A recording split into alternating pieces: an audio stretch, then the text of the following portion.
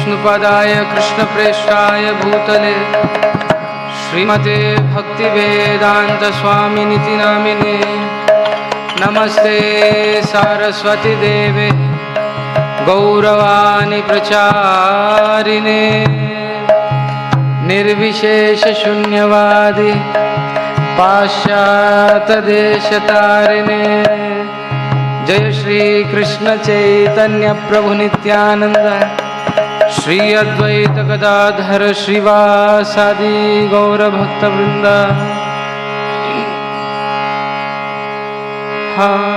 हरे Krishna Krishna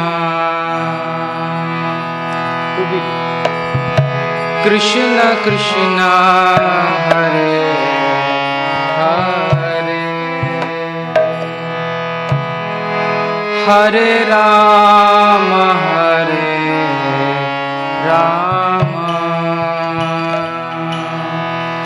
Ram Ram Hare Hare. Everybody हरे कृष्णा कृष्णा कृष्णा कृष्णा हरे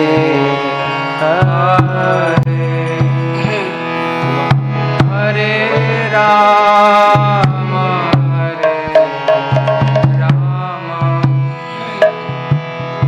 राम राम हरे हरे हरे कृष्णा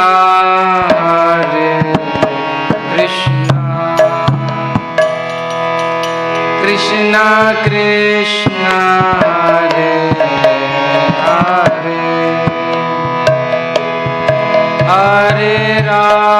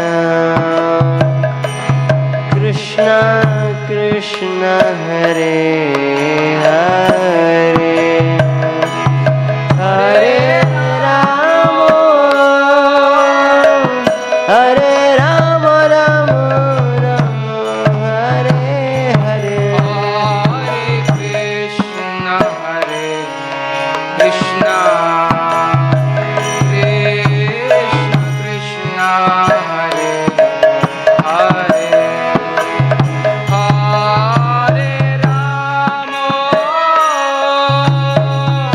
हरे राम राम राम हरे हरे हरे कृष्ण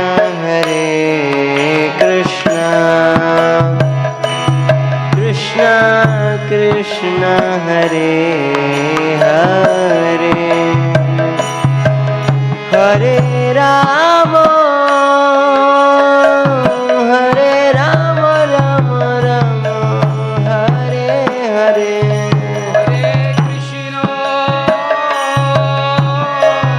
हरे कृष्ण कृष्ण कृष्ण हरे हरे हरे राम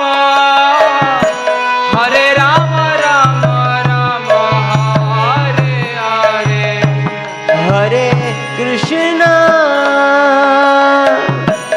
हरे Krishna Krishna Hare Hare Hare Ram Ram Ram Hare Hare Hare Krishna Krishna Hare Hare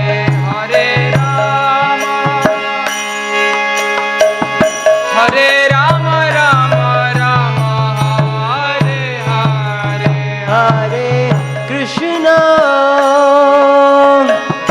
Hare Krishna Krishna Hare Hare Hare Ram Ram Ram Hare Hare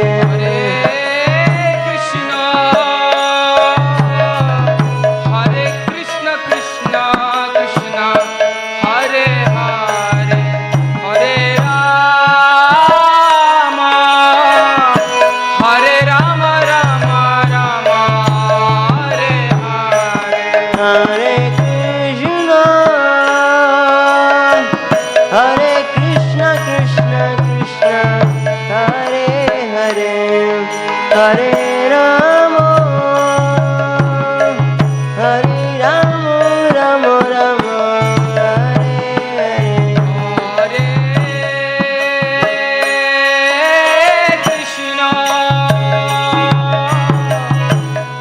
Krishna Hare Hare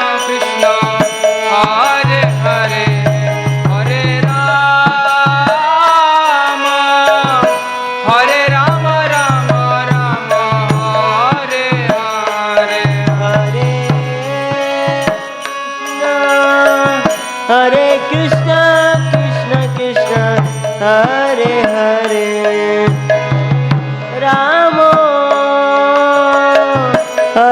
Ram Ram Hare Hare Hare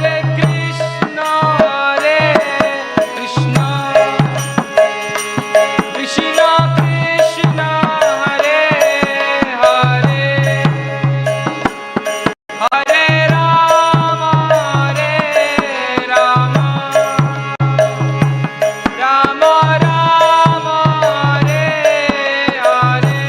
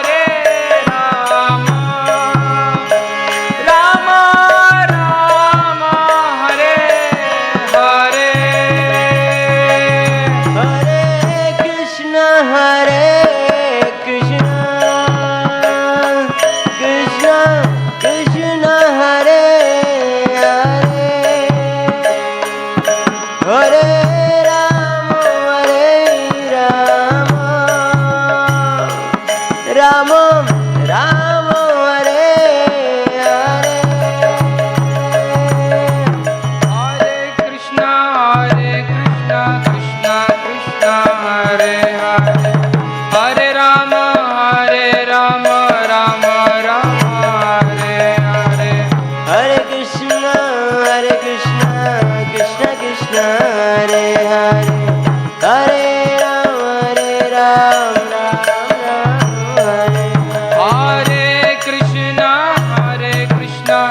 Krishna Krishna, Hare Hare, Hare Rama, Rama Rama, Hare Hare. हरे Krishna Krishna Krishna Hare Hare Hare Ram Ram Ram Hare Hare Hare Krishna, Krishna Krishna, Hare Hare, Hare Rama, Rama Rama, Hare Hare. हरे Krishna Krishna Krishna Hare Hare Hare Ram Ram Ram Hare Hare Hare Krishna, Krishna Krishna, Hare Hare, Hare Rama, Rama Rama, Hare Hare.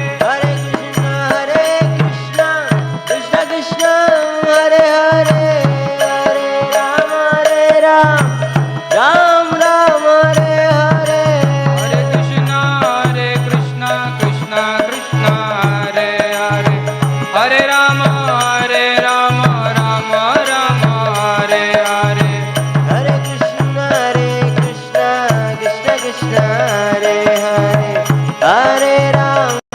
हरे राम राम राम हरे Hare Krishna, Krishna Krishna Krishna, Hare Hare,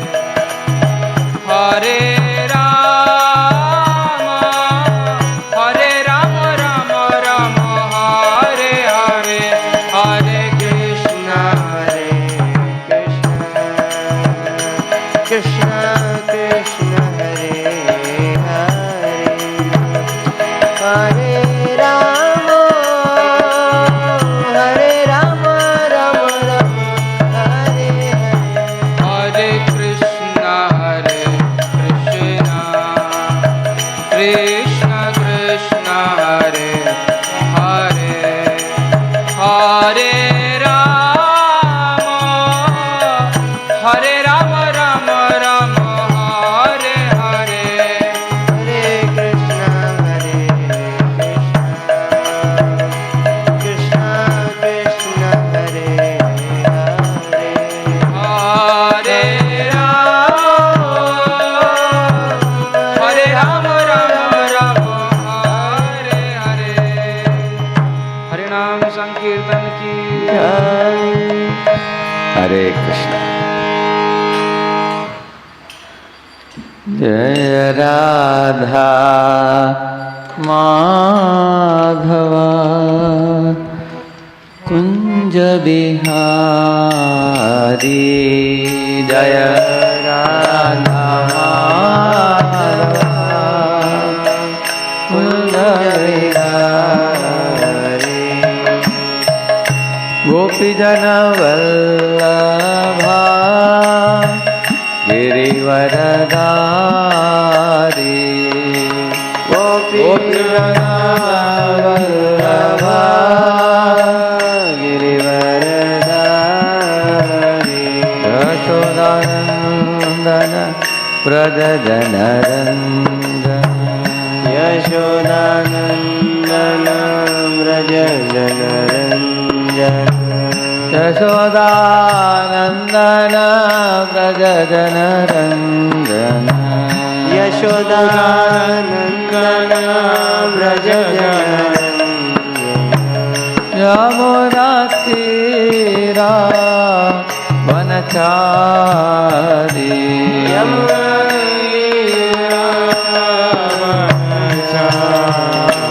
Yamuna तीरा वनचारी यमुना तीरा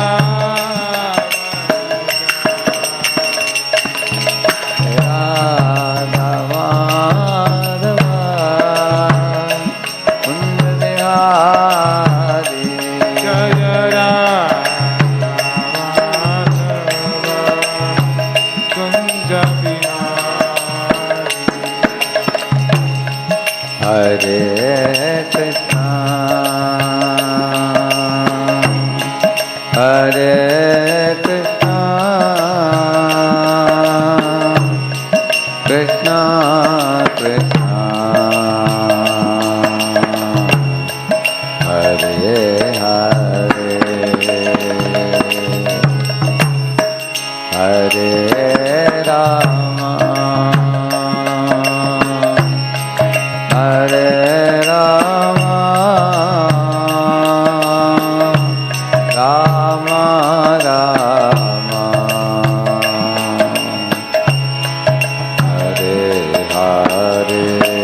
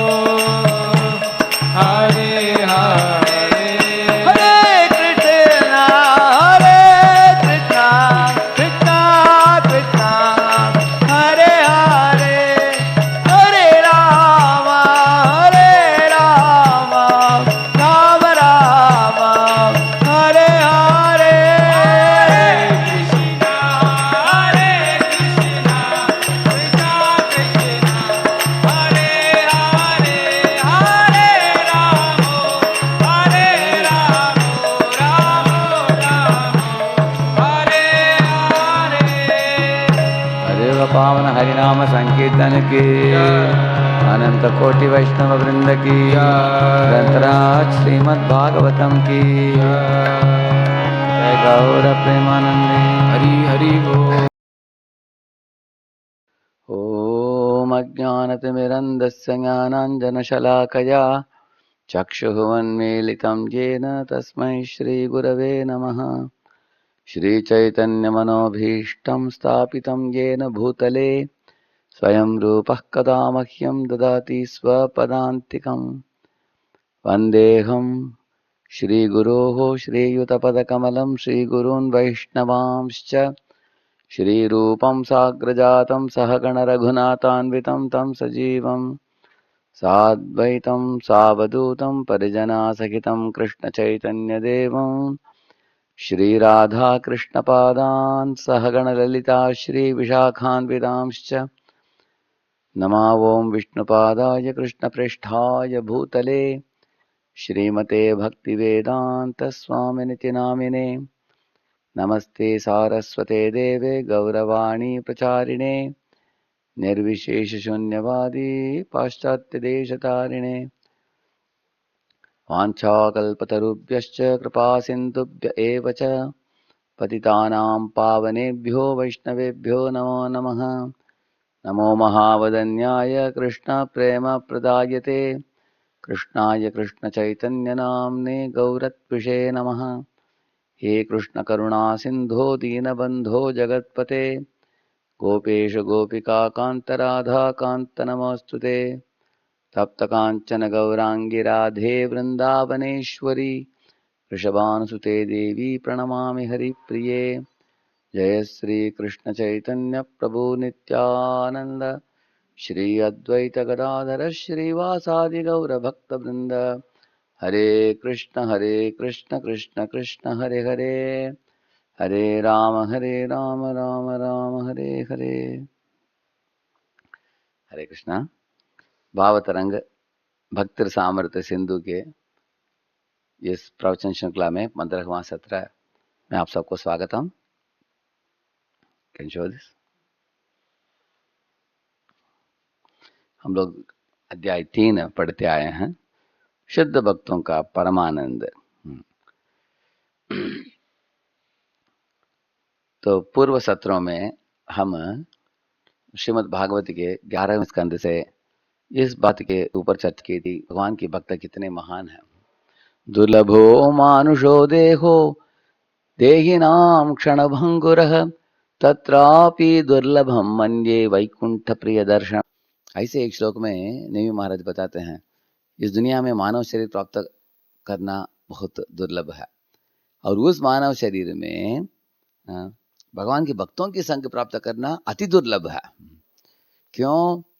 तो उसके आगे हमने चर्चा की थी भगवान के शुद्ध भक्तों की महिमा क्या है, अनेक महिमा चर्चा की थी। जैसे वसुदेव तो कृष्ण के साक्षात पिता हैं, फिर भी इतनी नम्र भावना है, वो नारद जी को पूछ रहे हैं कि मुझे बताइए, आदेश दीजिए मुझे, और मैं धर्म में और गंभीर कैसे बन सकूं।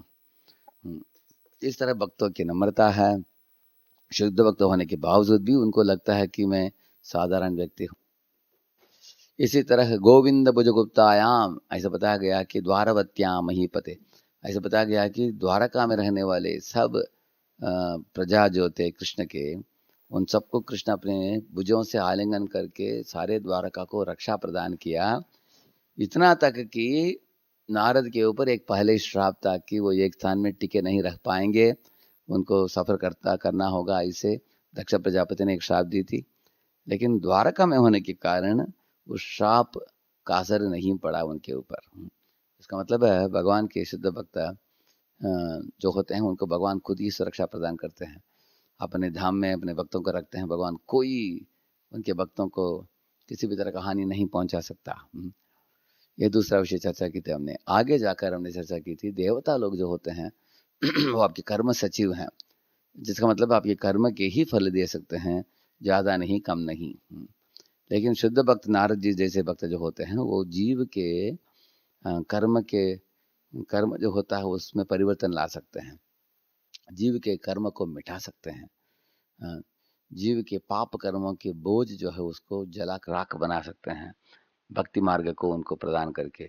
जो जीव पतित होकर नरक में जा रहा हो, पाताल में जा रहा हो, शुद्ध भक्त उसके साथ जाकर उसको उठाकर उसको परम पदवी दे सकते हैं, जैसे गोलोक धाम प्रदान कर सकते हैं भक्त को। जैसे प्रभुपाद जी ने किया हिप्पियों के साथ, हिप्पियों के हैप्पी बनाया अमेरिका में।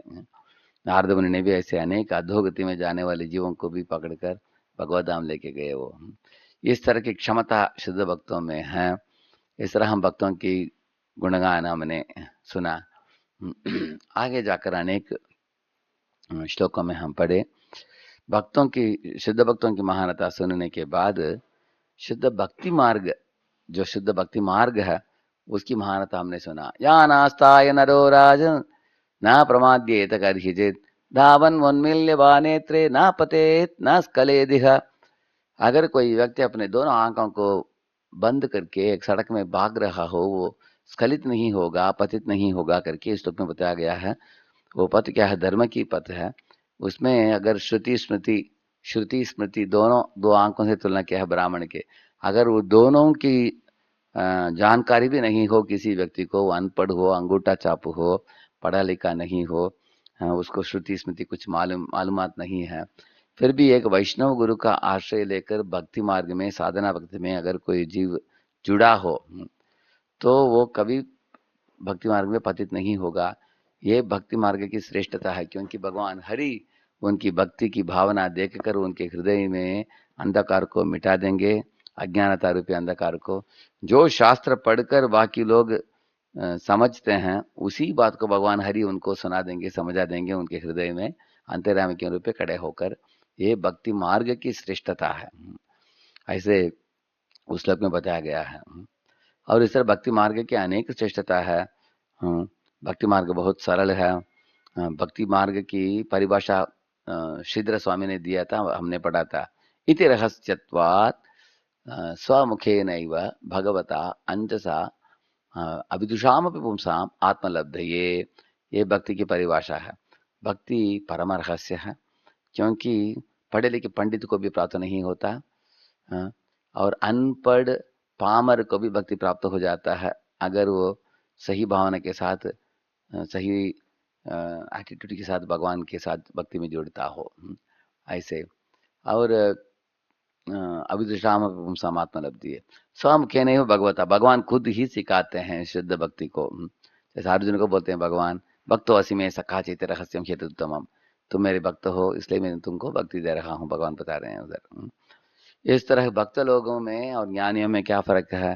ज्ञानी लोग ऐसे एक मधुमक्खी है जो एक बॉटल में जो मधु रखा है उसको बाहर से चाट रहा है, उसको रुचि नहीं मिल रहा है। ज्ञानी लोग ऐसे हैं। लेकिन भक्त लोग ऐसे हैं, अगर बॉटल को खोल कर किसी को मधु पिलाया जाए उसके बराबर है भक्ति मार्ग है। भक्ति मार्ग में असली सुख और परमानंद प्राप्त करता है भक्त, भगवान की भक्ति की पर ईशा अनुभव करके।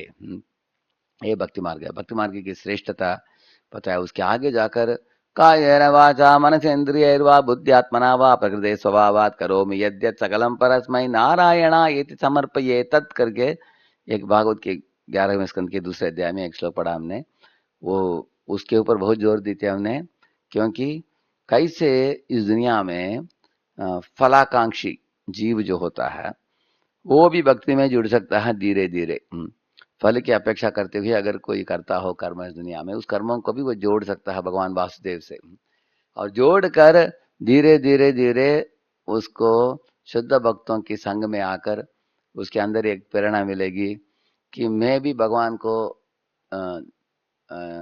एक ऐसे फल की आसक्ति छोड़कर शुद्ध भक्ति करूं करके उनके हृदय में भी इच्छा होगा। वो कैसे वो इच्छा होता है? क्योंकि वो श्लोक है जो भगवान ने उद्धव जी को बताया, तावत् कर्माणि कुर्वीत श्रद्धा यावन् न जायते मत्कथा श्रवणादौ वा। ऐसे भगवान बताते हैं कि जो कर्मकांड में जुड़ा हो, धर्म अर्थ काम मोक्ष में जुड़ा हो, वो अपने कर्म फल को अर्पण करना चाहिए मुझे। ऐसे करते करते करते एक समय आएगा भक्तों के संग में आकर उसको श्रवण कीर्तन में रुचि लग जाएगा। वो औपचारिक रूप से भक्ति नहीं करेगा, लेकिन प्रेम प्रेम से सब फल अर्पण करेगा वो। हाँ। जैसे माँ प्रेम से खिलाती है अपने बच्चे को, यशोदा मैया, इस तरह वो प्रेम से सेवा करेगा वो। तो वो श्लोक में हमने अनेक चीज सीखा हमने। अभी आगे बढ़कर आज के सत्र में शुद्ध भक्तों के परमानंद के बारे में हम चर्चा करेंगे। क्यों? क्योंकि अगले अध्याय जो है चौथा अध्याय, उधर मोक्ष लघुता कृत, इसके बारे में चर्चा करने जा रहे हैं चौथा अध्याय में। तो अगर मोक्ष को भी कुचित करने वाला आनंद आपको प्राप्त होगा शुद्ध भक्ति में, वो किस तरह का आनंद है हम अभी चर्चा करते हैं आज।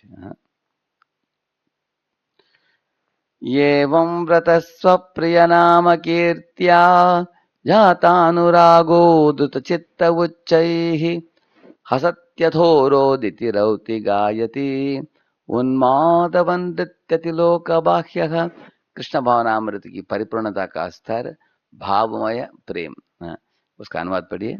भगवान के पवित्र नाम का कीर्तन करने से मनुष्य भगवत प्रेम की अवस्था को प्राप्त करता है। तब भक्त भगवान के नित्य दास रूपी व्रत में स्थिर हो जाता है और क्रमशः भगवान के किसी एक नाम तथा रूप के प्रति अत्यधिक अनुरक्त हो उठता है। जब उसका हृदय भाव में प्रेम से द्रवित होता है तो वह जोर जोर से हंसता या रोता है अथवा चिल्लाता है। कभी कभी वह उन्मत्त की तरह गाता और नाचता है, क्योंकि वह जनमत के प्रति उदासीन रहता है। देखिए, ये शुद्ध भक्ति की स्थिति है जिसके हृदय में भाव के लहरें उठ रहे हैं। इसलिए इन सत्रों का नाम हमने दिया भाव तरंग। चैतन्य चरितामृत के एक श्लोक के ऊपर आधारित भाव तरंग नाम दिया गया है भक्ति रसामृत सिंधु के लिए। तो जब भक्त के हृदय में ऐसे भाव उठते हैं, प्रेम का सागर है भक्ति, और उस प्रेम के सागर में भाव के लहरें उठ रहे हैं, तो अपने आप को सोचता है कि मैं नित्य दास हूं, ऐसे व्रत में स्थित है वो। और भगवान के एक रूप और एक नाम से वह आकर्षित होता है। जैसे कुछ लोग भगवान के बालम मुकुंद से आकर्षित होते हैं, जैसे नमामीश्वरम सच्चित आनंद रूपम लसत्कुंडलम गोकुले ब्राजमानम यशोदा वियोलुकलाधावमानम परामृष्टमत्यंत तो धृत्य गोप्या।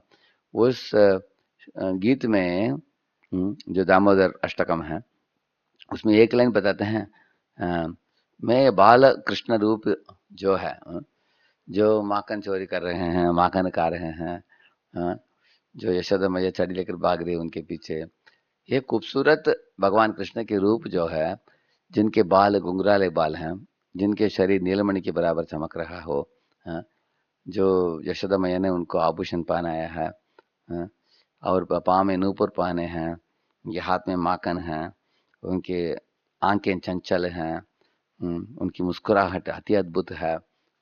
ऐसे बाल मुकुंद जो शरारती कर रहे हैं यशोदा के भवन में, उस शरारतियों को देखकर मेरे मनमोहित हो गया हूं मैं। और वो बता रहे हैं कि मुझे बाकी कुछ नहीं चाहिए।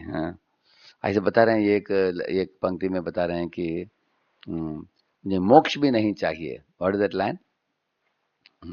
ना मोक्षे, वो बताते हैं कि ना मोक्षे गृहो में स्थित दामोदर, हमको मोक्ष भी नहीं चाहिए। ऐसे बताते हैं कि इस दुनिया में अनेक ज्ञानी पुरुष मोक्ष होकर दुख से निवारण पाना चाहते हैं, वो बोलते हैं कि मुझे वो भी नहीं चाहिए। वरम देव मोक्षम न मोक्षावधिं वा न चान्यं वृणेहं वरेशादपीह इदं ते वपुर्नाथ गोपाल बालम परामृष्ट सदा में मनस्याभिरस्तम किमन्यैः। बताते हैं कि मुझे ज्ञानी लोग जैसे मोक्ष प्राप्त करके आराम नहीं करना है भगवान, आपके ये सुंदर लीला चेष्टाओं को देखने की इच्छा है। ऐसे देखते रहूं मैं भी ऐसे नंद भवन के आंगन में जो यशोदा मैया के साथ आप लीला कर रहे हो, नंद बाबा के साथ कर रहे हो, गोपों के साथ कर रहे हो लीला, इन लीलाओं को देखते रहूं कोटि कोटि जन्म के लिए। कभी भी हम मोक्ष प्राप्त करके खुद अकेले रहकर आराम नहीं करना चाहते हैं ब्रह्म ज्योति में। इस तरह बताते हैं। इसलिए और एक कवि बताते हैं, श्रुतिम अपरे स्मृतिम इतरे भारतमन्ये भवंत भयभीतम अहमिह नंदम वंदे यस्यालिंदे परब्रह्म। बोलते हैं कि कुछ लोग महाभारत पढ़ते हैं, कुछ लोग श्रुति पढ़ते हैं, वेदों को पढ़ते हैं। ये पढ़ने के बाद अनेक लोग भयभीत हो जाते हैं कि अरे ये दुनिया में 3 गुणों का प्रभाव में आकर जीव भटक रहा है नाना योनियों में, और दुनिया में आकर जीव कर्म के बंधन में पड़ा है, काल के बंधन में, कर्म के बंधन में, गुणों के बंधन में। अरे कैसे हम बचेंगे? इस तरह अनेक लोग डर में डूब कर अलग अलग साधना मार्ग को अपनाकर वो लोग इस दुखों से निवारण पाने की योजना कर रहे हैं, यत्न कर रहे हैं। लेकिन मैं तो दूसरा चीज कर रहा हूँ, बोला उन्होंने। क्या है? अहमिह नंदम मंदे यस्यालिंदे परब्रह्म। मेरा ध्यान तो पूरा चला गया नंद भवन में, जो परब्रह्म भगवान श्री कृष्ण आनंद घन उधर लीलाएं कर रहे हैं यशोदा के साथ, नंद के साथ। उन लीलाओं में मेरा चित्त मग्न हो गया। आप लोगों को अगर मोक्ष प्राप्त करना तो करो, अब निकल चलो इधर से, उसमें हमको रुचि नहीं है। ऐसे एक कवि गा रहे हैं ऐसे। इसलिए देख सकते हैं कि भगवान के शुद्ध भक्त किस तरह के आनंद का अनुभव करते हैं। भगवान के किसी एक नाम तथा रूप के प्रति अत्यधिक अनुरक्त हो उठता है ऐसे शुद्ध भक्त। भगवान के नाम का बार बार उस नाम का उच्चारण करने में उनको आनंद प्राप्त होता है। जैसे हम लोग हरे कृष्ण का मंत्र का उच्चारण करते हैं, हरे कृष्ण कृष्ण कृष्ण हरे हरे, हरे राम राम राम हरे हरे, ऐसे रोज उच्चारण करते हैं। तो भगवान के राधा कृष्ण रूप का हम लोग पूजन करते हैं। और जब उसका हृदय भावमय प्रेम से द्रवित होता है तो वह जोर जोर से हंसता या रोता है अथवा चिल्लाता है। जैसे अगर कथा श्रवण करता हो कृष्ण की, कथाकार बोल रहे हैं, वक्ता बोल रहे हैं कथा, तो ये भक्त जो है शुद्ध भक्त, उसका मन चित्त वो कथा में प्रविष्ट हो जाता है पूरा। तो बाहर की दुनिया को लोक बाह्य बता गया, बाहर की दुनिया को भूल ही जाता हो, अपने देह को भी भूल जाता हो, देह स्मृति नहीं यार, ऐसे बताया गया। ऐसे कथा श्रवण करते समय सुनता है कि अभी कृष्ण सुबह सुबह अपने कुछ गोप बालकों के साथ पहुंच गई है किसी गोपी के घर के पीछे। उन्होंने बछड़े को छोड़ दिया, बछड़े के जो गांठ होता है ना रस्सी का, उसको निकाल कर बच्चों को दूध पीने के लिए छोड़ दिया। ऐसे 2-4 बच्चों को छोड़ दिया, 2-4 बछड़े अपने अपनी माँ के पास जाकर दूध पीना चालू हो गया। तो गोपी अंदर से चिल्लाती है अपने पति को, है देखो देखो देखो, कान्हा आकर छूट बच्चों को छोड़ दिया, सब दूध पी रहे हैं, अभी रोको उनको, नहीं तो पूरा दूध पी लेंगे वो। उनके लिए अच्छा नहीं है, बछड़ों के लिए। बछड़े को थोड़ा पीना चाहिए, बाकी मनुष्य के लिए भगवान ने रखा है दूध ऐसे है। इसलिए गोपी चिल्लाती है, तो गोपी भी भागती है घर के पीछे। तो उनके पति भी भागता है घर के पीछे। उस समय क्या करते हैं कृष्ण अपने मित्रों के साथ घर के अंदर घुस जाते हैं, माखन के गढ़ों को तोड़ देते हैं, खुद भी खाते हैं, मंदिरों को खिलाते हैं, मित्रों को खिलाते हैं। वो गोपी वापस लौट आने के पहले सब लोग भाग जाते हैं खिड़की से कूद कर। जब एक भक्त कथा इसे सुनेगा जोर जोर से हंसेगा, अरे कितना शरारती करता है कृष्ण अपने ब्रजवासियों के साथ, क्या क्या। इतना ही नहीं, अपने घर में जाने के बाद अच्छी तरह मुंह को पानी से पोंछ कर एकदम शांति से ऐसे बैठ जाता है मानो कुछ नहीं शरारती किया हो। तो यशोदा मैया देखते मेरा बच्चा घर में ही है, लेकिन बाकी गोपियां आती है उसको शिकायत करने के लिए, हे गोपी यशोदे देखो तुम्हारा बेटा क्या क्या शरारती करता है। यशोदा बोलता है वो तो बाहर गया ही नहीं, इधर ही है हमारे घर में है।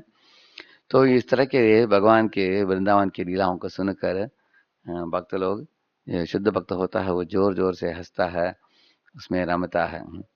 कभी कभी इस तरह की लीलाएं सुनते समय कभी भगवान अप्रकट हो जाते हैं उसके नजर से, तब वो रोता है नहीं तो चिल्लाता है भगवान को पुकारते हुए। कभी कभी आनंद में मत्त होकर जोर से गाता है, नाचता है, तो उदासीन रहता है बाहर की दुनिया से। ये शुद्ध भक्त के भावमय प्रेम का वर्णन है। जैसी तरह आप देख रहे हैं भगवान श्री चैतन्य महाप्रभु 500 साल के पहले अवतरित होकर इस तरह नाच कर गा कर प्रेमावेश को प्रकट किया, आंखों से गंगा यमुना जैसे अश्रुधारा बहती थी। अनेक भक्त लोग प्रभावित होते थे सिर्फ उनको महाप्रभु को देख कर, ये तो साक्षात कृष्ण है। और हमेशा गाते हैं, नाचते हैं। दुले दुले गौरा चांद हरि गुण गाये, आसिया वृंदावने नाचे गौर राय। दुले दुले गौरा चांद हरि गुण गाये, हरि के गुण गाते हैं और खूब नाचते हैं और भक्तों को प्रेम के भक्ति परवश में डुबाते हैं। ये भगवान श्री चैतन्य महाप्रभु हैं। शुद्ध भक्ति को सिखाया भी उन्होंने, हाँ, रूप गोस्वामी को, सनातन गोस्वामी को इत्यादि को। और शुद्ध भक्ति की अनुभव भी किया उन्होंने राधा जी के महाभाव को साथ में लेके आकर। पढ़िए। इस श्लोक में शुद्ध भगवत प्रेम का वर्णन किया जा रहा है। श्री श्रीधर स्वामी ने इस आध्यात्मिक स्थिति को संप्राप्त प्रेम लक्षण भक्ति योगस्य संसार धर्मातीताम गतिम कहा है, अर्थात जीवन की ऐसी सिद्धावस्था जिसमें भगवत भक्ति भाव में प्रेम द्वारा समृद्ध होती है। ये सिद्ध अवस्था है जिसमें भगवत भक्ति भाव में प्रेम द्वारा समृद्ध होती है। इसे बताते हैं कि संप्राप्त प्रेम लक्षण भक्ति योगस्य संसार धर्म अतीता गति, ये संसार से परे है, इस तरह का शुद्ध भक्ति है, परो धर्म है। जैसे आप पिक्चर में देख रहे हैं भगवान श्री चैतन्य महाप्रभु जगन्नाथ के रथ के समक्ष नाच रहे हैं प्रेमावेश में। इस तरह सब भक्त भी गाते थे, नाचते थे। उधर अद्वैताचार्य प्रभु हैं, नित्यानंद प्रभु हैं, बाकी अनेक वैष्णव हैं। तो महाप्रभु इस तरह के प्रेमावेश में नाचते थे। ये शुद्ध भक्ति का प्रचार प्रसार किया उन्होंने सिखाया खुद के उदाहरण से। पढ़िए। श्री चैतन्य चरितामृतादि लीला 7.78 में श्री चैतन्य महाप्रभु का निम्नलिखित कथन प्राप्त है। धैर्य धरिते नारी हैला मवन मत, हासी कांदी नाची गाई ऐचे मद मत। शुद्ध भाव में भगवान नाम का कीर्तन करते हुए मैं अपने को खो देता हूँ और इस तरह मैं पागल की भांति हंसता, चिल्लाता, नाचता तथा गाता हूँ। चैतन्य महाप्रभु तुरंत अपने गुरु के पास यह पूछने के लिए पहुंचे कि वे कृष्ण के पवित्र नाम के कीर्तन से पागल जैसे क्यों दिखने लगे हैं। उनके गुरु ने उत्तर दिया, कृष्ण नाम महामंत्रेर यही स्वभाव, यही जपे तार कृष्ण उपजय भाव। यह तो हरे कृष्ण महामंत्र की प्रकृति है कि जो भी इसका कीर्तन करता है उसमें तुरंत कृष्ण के प्रति प्रेम भाव का विकास हो जाता है। इस संदर्भ में श्रील प्रभुपाद ने टीका की है, ये लक्षण शुद्ध भक्त के शरीर में स्पष्ट दिखने लगते हैं। इधर आप देख रहे हैं महाप्रभु भक्तों के साथ गा रहे हैं, नाच रहे हैं। तो धैर्य धारिते नारी हैलाम उन्मत्ता। वैष्णव लोग साधारणतः देखा जाए तो बहुत कोमल स्वभाव के होते हैं। वो अपने आप को दूसरों के समक्ष प्रदर्शित नहीं करते और दूसरों के सामने जोर से बोलते नहीं। उनको हमेशा एक जैसे लज्जा होता है, शर्म होता है, इस तरह अपने भक्ति को प्रकट नहीं करते हैं। फिर भी अगर कीर्तन हो, भगवान की मधुर कीर्तन हो, शुद्ध भक्ति भक्त जो होते हैं, हासी कांदी नाची गाई ऐचे मद मत, तो उस कीर्तन में जोर से हंसते हैं, रोते हैं, नाचते हैं, गाते हैं। ऐसे महाप्रभु के एक पार्षद थे, उनका नाम था मुकुंद। बहुत सुंदर मधुर गाता था मुकुंद। हरे कृष्ण कृष्ण कृष्ण हरे हरे, हरे राम राम राम राम हरे हरे। तो भक्त लोग उस तरह के गीत को सुनकर कोई भक्त बेहोश होकर गिर पड़ता था, कोई रोता था, कोई जोर से गाता था, कोई भागता था, कोई भूमि में नीचे पड़कर किसी दूसरे भक्त के पांव को उठाकर अपने छाती पर रखता था। ऐसे बताया गया उनके गीत में, मुकुंद के गीत में। ऐसे इस तरह वैष्णव भक्तों के शरीर में अनेक प्रेमावेश का लक्षण प्रकट होते हैं। तो इसी लक्षण प्रकट हुए चैतन्य महाप्रभु के शरीर में। इसलिए अपने गुरु के पास जाकर पूछा था उन्होंने, किब मंत्र दिल गोसाई किब तारा बल, जपिते जपिते होइला पागल, ऐसे पूछा था उन्होंने। तो नाम जपते जपते गाते गाते मैं पागल हो जाता हूँ, शुद्ध बुद्ध खो बैठता हूँ, नहीं तो मदमत होकर हंसता हूँ, रोता हूँ, नाचता हूँ, गाता हूँ, ये क्या है। तभी गुरुजी ने बोला, ये वत्स, तुमने सही भाव पर पहुंच गया, यही शुद्ध भक्ति का लक्षण है, तुम परम भाग्यशाली हो। इस तरह के लक्षण तुम्हारे शरीर में दिखाई दे रहे हैं। ऐसे गाते रहो, नाचते रहो, और भगवत धाम लौटने के बाद भी ये प्रक्रिया चलता रहेगा। हाँ, पढ़िए। सहजिया। श्रील भक्ति सिद्धांत सरस्वती ठाकुर ने इस संदर्भ में हमको अपवित्र सहजियों से आगाह किया है, जो अवैध रूप से भगवान की लीलाओं का अनुकरण करते हैं और वैदिक शास्त्रों के आदर्श आदेशों की उपेक्षा करते हुए पुरुषोत्तम रूप कृष्ण के पद को मूर्खता पूर्वक नकल करने एवं इस तरह भगवान की उच्च लीलाओं का भद्दा मजाक उड़ाने का प्रयत्न करते हैं। उनके तथाकथित भाव लक्षणों यथा चिल्लाने, कांपने तथा पृथ्वी पर गिर पड़ने को भक्ति के उच्च लक्षणों से संभ्रमित नहीं करना चाहिए। हाँ, ये कि चेतावनी दिया गया है इधर। अभी पूर्व स्लाइड्स में हमने आपको दिखाया कि शुद्ध भक्त के शरीर में अनेक भाव के लक्षण प्रकट होते हैं। हाँ, जैसे कभी वो आंसू बहाते हैं, हाँ, कभी नाचते हैं, गाते हैं, रोम खड़े होते हैं इत्यादि। लेकिन देखा गया है इस दुनिया में जो सहज्य होते हैं, हाँ, वो इस तरह के बाहरी लक्षणों का नकली करके हाँ, समाज जनता के बीच में मशहूर बनने के लिए प्रयत्न करते हैं। अचानक वो भी बेहोश होते हैं, इस तरह का नाटक करते हैं, तो उसको हमें गंभीरता से नहीं लेना चाहिए। ये एक तरह का डोंगीबाजी है, ये बताया जा रहा है। जैसे प्रभुपाद जी के समय में वृंदावन मंदिर में भी कभी कोई बाहर के लोग आते थे, देखते थे कि अनेक सारे दुनिया भर के भक्त लोग आए हैं, उनके समक्ष अपने लक्षणों को प्रकट करते हुए लोट पोड़ते थे जमीन में। तो प्रभुपाद जी ने बोला, ये सब नाटक है। तब प्रभुपाद ने बोला कि ये जो वॉचमैन है उसको बुलाओ, इसको हटाओ। अगर इसको हटाते समय अगर ये चिल्लाता है, डांटता है, उसका मतलब क्या है, भाव नहीं है इसका। अगर असली भाव वाला हो, वो उसका हटाने से उठकर शर्म आ जाएगा, वो निकल जाएगा उधर से। अगर वो सही ढंग से बर्ताव करता हो उठाने के बाद, तो मेरे पास लाओ, हम भी उसको दंडवत करेंगे। लेकिन ऐसे भाव को प्रकट करने वाले, नाटक करने वाले लोगों को जब वॉचमैन हटाते हैं, वो चिल्लाता है, क्रोध करता है, नाराज होता है उनसे। इस तरह ये लोग सब ढोंगी हैं, प्रभुपाद ने बताया ऐसे। तो इस तरह हम लोग सावधानी रखना चाहिए। ऐसे कुछ कुछ लोग भाव का सखी वेश धारण करते हैं, जैसे आप पिक्चर में देखते हैं, कुछ लोग गोपियां जैसे कपड़े पहनते हैं और नाचते हैं। तो ये सब हमारे ब्रह्मवाद गौड़ी संप्रदाय के भक्त लोग इस तरह नहीं करेंगे, क्योंकि भगवान ने बोला कि गोपियों के भाव भी अगर कोई अपनाना चाहता हो तो हृदय में अपनाना चाहिए। बाहर गोपियों की वेश पहनने की जरूरत नहीं, साड़ी पहनना, मुकुट पहनना, इस तरह ये सब जरूरत नहीं है।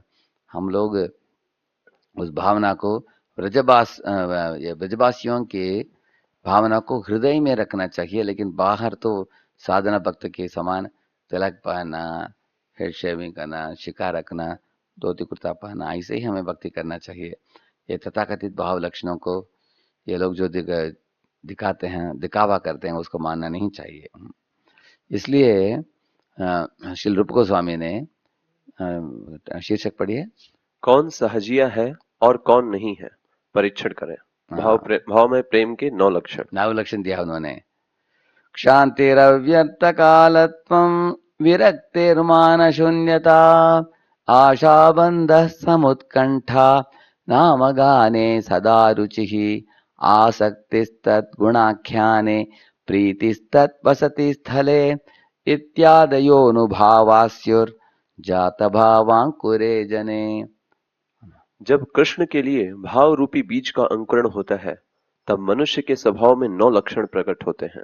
ये हैं क्षमाशीलता, समय को व्यर्थ न गंवाने के प्रति सतर्कता, विरक्ति, मिथ्या मान का अभाव, आशा, उत्सुकता, भगवान के पवित्र नाम का कीर्तन करने के लिए रुचि, भगवान के दिव्य गुणों के वर्णन के प्रति अनुरक्ति, भगवान के निवास स्थानों यथा मंदिर या वृंदावन जैसे तीर्थ स्थान के प्रति स्नेह, ये अनुभाव अर्थात उत्कट भाव के गौण लक्षण हैं कहलाते हैं। ये सब अनुभाव उस व्यक्ति के हृदय में दृष्टिगोचर होते हैं जिसमें भगवत प्रेम अंकुरित होना शुरू हो गया होता है। ये चरितामृत में मध्य लीला में आता है। तो इस तरह 9 लक्षण है। शांति मतलब क्षमाशीलता, और अव्यर्थ कालत्व, समय को बर्बाद नहीं करते हैं, हर क्षण कृष्ण की सेवा में लगे हैं। उनके अंदर विरक्ति दिखाई देता है, इंद्रिय तृप्ति से विरक्ति होना चाहिए। अगर कोई बोल रहा है मेरे पास भाव भी उठता है, साथ साथ इंद्रिय तृप्ति में भी लगा हूँ। जैसे सहज लोग वृंदावन में देखा गया है कि विधवाओं के साथ अवैध संग रखते हैं, साथ साथ कृष्ण के कीर्तन में भी रोते हैं। ये नाटक नहीं करना चाहिए किसी को ऐसे। मिथ्यामान का अभाव होना चाहिए।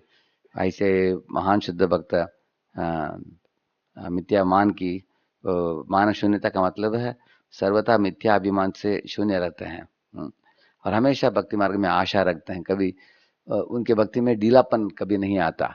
कभी कभी सहज बहुत गंभीर बनते हैं, दूसरे समय दिखाई नहीं देते हैं। उनका इस तरह का नाटक होता है, लेकिन भगवान के भक्त कभी भक्ति को छोड़ते नहीं। आशा बंधन का मतलब है हमेशा भगवान के पीछे लगे रहते हैं भक्ति में। इस तरह समुत्कंठ का मतलब उत्साह पूर्वक वो भक्ति करते हैं, सदा उनके उत्साह में घटन कभी नहीं आता। और भगवान के नामों को कीर्तन करने में रुचि लेते हैं। नाम जब जैसे हरिदास ठाकुर 3 लाख नाम जपते हैं, गोस्वामियों ने भी 1 लाख नाम 2 लाख नाम जपा है। मतलब क्या है, भाव किसी में हो तो नाम जप में, कीर्तन में, शास्त्र अध्ययन में रुचि होना चाहिए, और भगवान के दिव्य गुणों का वर्णन करने में आनंद लूटते हैं, शास्त्रों पर आधारित। और भगवान के निवास स्थानों में जैसे दिव्य धामों में, मंदिर में वसन करते हैं, भक्तों के साथ रहते हैं, भक्तों के साथ संग करते हैं। इस तरह ये लक्षण है भाव का। तो ये 9 लक्षण को पहले हमें ढूंढना चाहिए किसी भी भक्त में। इसके बदले कुछ लोग अगर आंसू बहाते हैं, रोम कड़ा हो गया दिखाते हैं, इस तरह का नाटक करते हैं, तो चेक करना चाहिए क्या ये 9 लक्षण है क्या उनमें। कैसे अनन्य मनस्क रहा जाए। हाँ, अभी कभी कभी भक्त पूछते हैं कि हम बाह्य चेतना तो होता ही है, नाम भी जपते हैं, कुछ कुछ लोग आंख इधर उधर भटकता है, कुछ आवाज आता है तो कान भी उस आवाज को सुनता है। हम बाहरी ये चेतना जो हो उसको उससे अपने चेतना को ऊपर उठाकर अंदरूनी चेतना में कैसे हम जाए। गायन विलज्जो विचरेत संगः। जब मनुष्य असंग अर्थात भौतिक इंद्रिय तृप्ति की आसक्ति से रहित होता है तो उसमें भगवत प्रेम के भाव लक्षण प्रकट होते हैं। इस श्लोक के लोक बाह्य शब्द से सूचित होता है कि प्रेम पद को प्राप्त शुद्ध भक्त देहात्म बुद्धि वाले सामान्य लोगों द्वारा किए गए उपहास, प्रशंसा, आदर अथवा आलोचना की परवाह नहीं करता। कृष्ण पर ब्रह्म भगवान है, और जब वे अपने शरणागत सेवक को अपना दर्शन देते हैं तो ब्रह्म के स्वभाव के विषय में सारा संदेह तथा चिंतन छूमंतर हो जाता है। यह जवाब दिया गया इधर। इसका क्या है, एक व्यक्ति को इंद्रिय तृप्ति से छूट जाना चाहिए। ये बताते हैं कि वो विविध तरह के उपाधियों से ऊपर उठ जाता है। इंद्रिय तृप्ति के ऊपर जो आसक्ति है उससे रहित हो जाता है उस अवस्था में। इसके कारण बाहर के लोग उपहास करते हैं, कभी कोई प्रशंसा करता है, कोई आदर देता है, आदर नहीं देता है। आप देखेंगे कि शुद्ध भक्तों के ऊपर असर पड़ता ही नहीं उसका है। वो समझते हैं कि जैसे ये जो नारियल होता है उसका रेशा होता है बाहर, रेशा के अंदर नारियल का जो शेल को क्या बोलते हैं, शेल, कोश बोलते हैं उसको, उसके अंदर नारियल है, नारियल के अंदर पानी है। इस तरह हमारा स्थूल शरीर है, उसके अंदर सूक्ष्म शरीर है, सूक्ष्म शरीर के अंदर आत्मा है, और आत्मा के हृदय में कृष्ण प्रेम का रस है। तो ये नारियल अंदर का जो सफेद नारियल है और उसमें जो पानी है वो आत्मा, और आत्मा के हृदय में जो कृष्ण प्रेम उसके बराबर है। तो जब नारियल को काट कर अगर अलग किया जाए, रेशा को अलग किया जाए, कोश को अलग किया जाए, तो सिर्फ नारियल और उसका पानी रहेगा, वो बहुत अच्छा मीठा है पीने के लिए, खाने के लिए। तो इस तरह शुद्ध भक्त अनासक्त हो जाता है भौतिक आवरणों से, तो भौतिक आवरणों का के ऊपर आसक्ति न होने के कारण वो कृष्ण चिंतन में डूबा रहता है। लोग कोई उसकी अपमान करते हैं, कोई गुणगान करते हैं, परवाह नहीं करता उसको, भूल जाता है उसको, ऐसा बताते हैं। भगवान कृष्ण की महानता। तो शुरुआत में भक्ति में आगे बढ़ने वाला व्यक्ति गीता पढ़ना चाहिए। भगवत गीता में भगवान की महानता पता चलता है।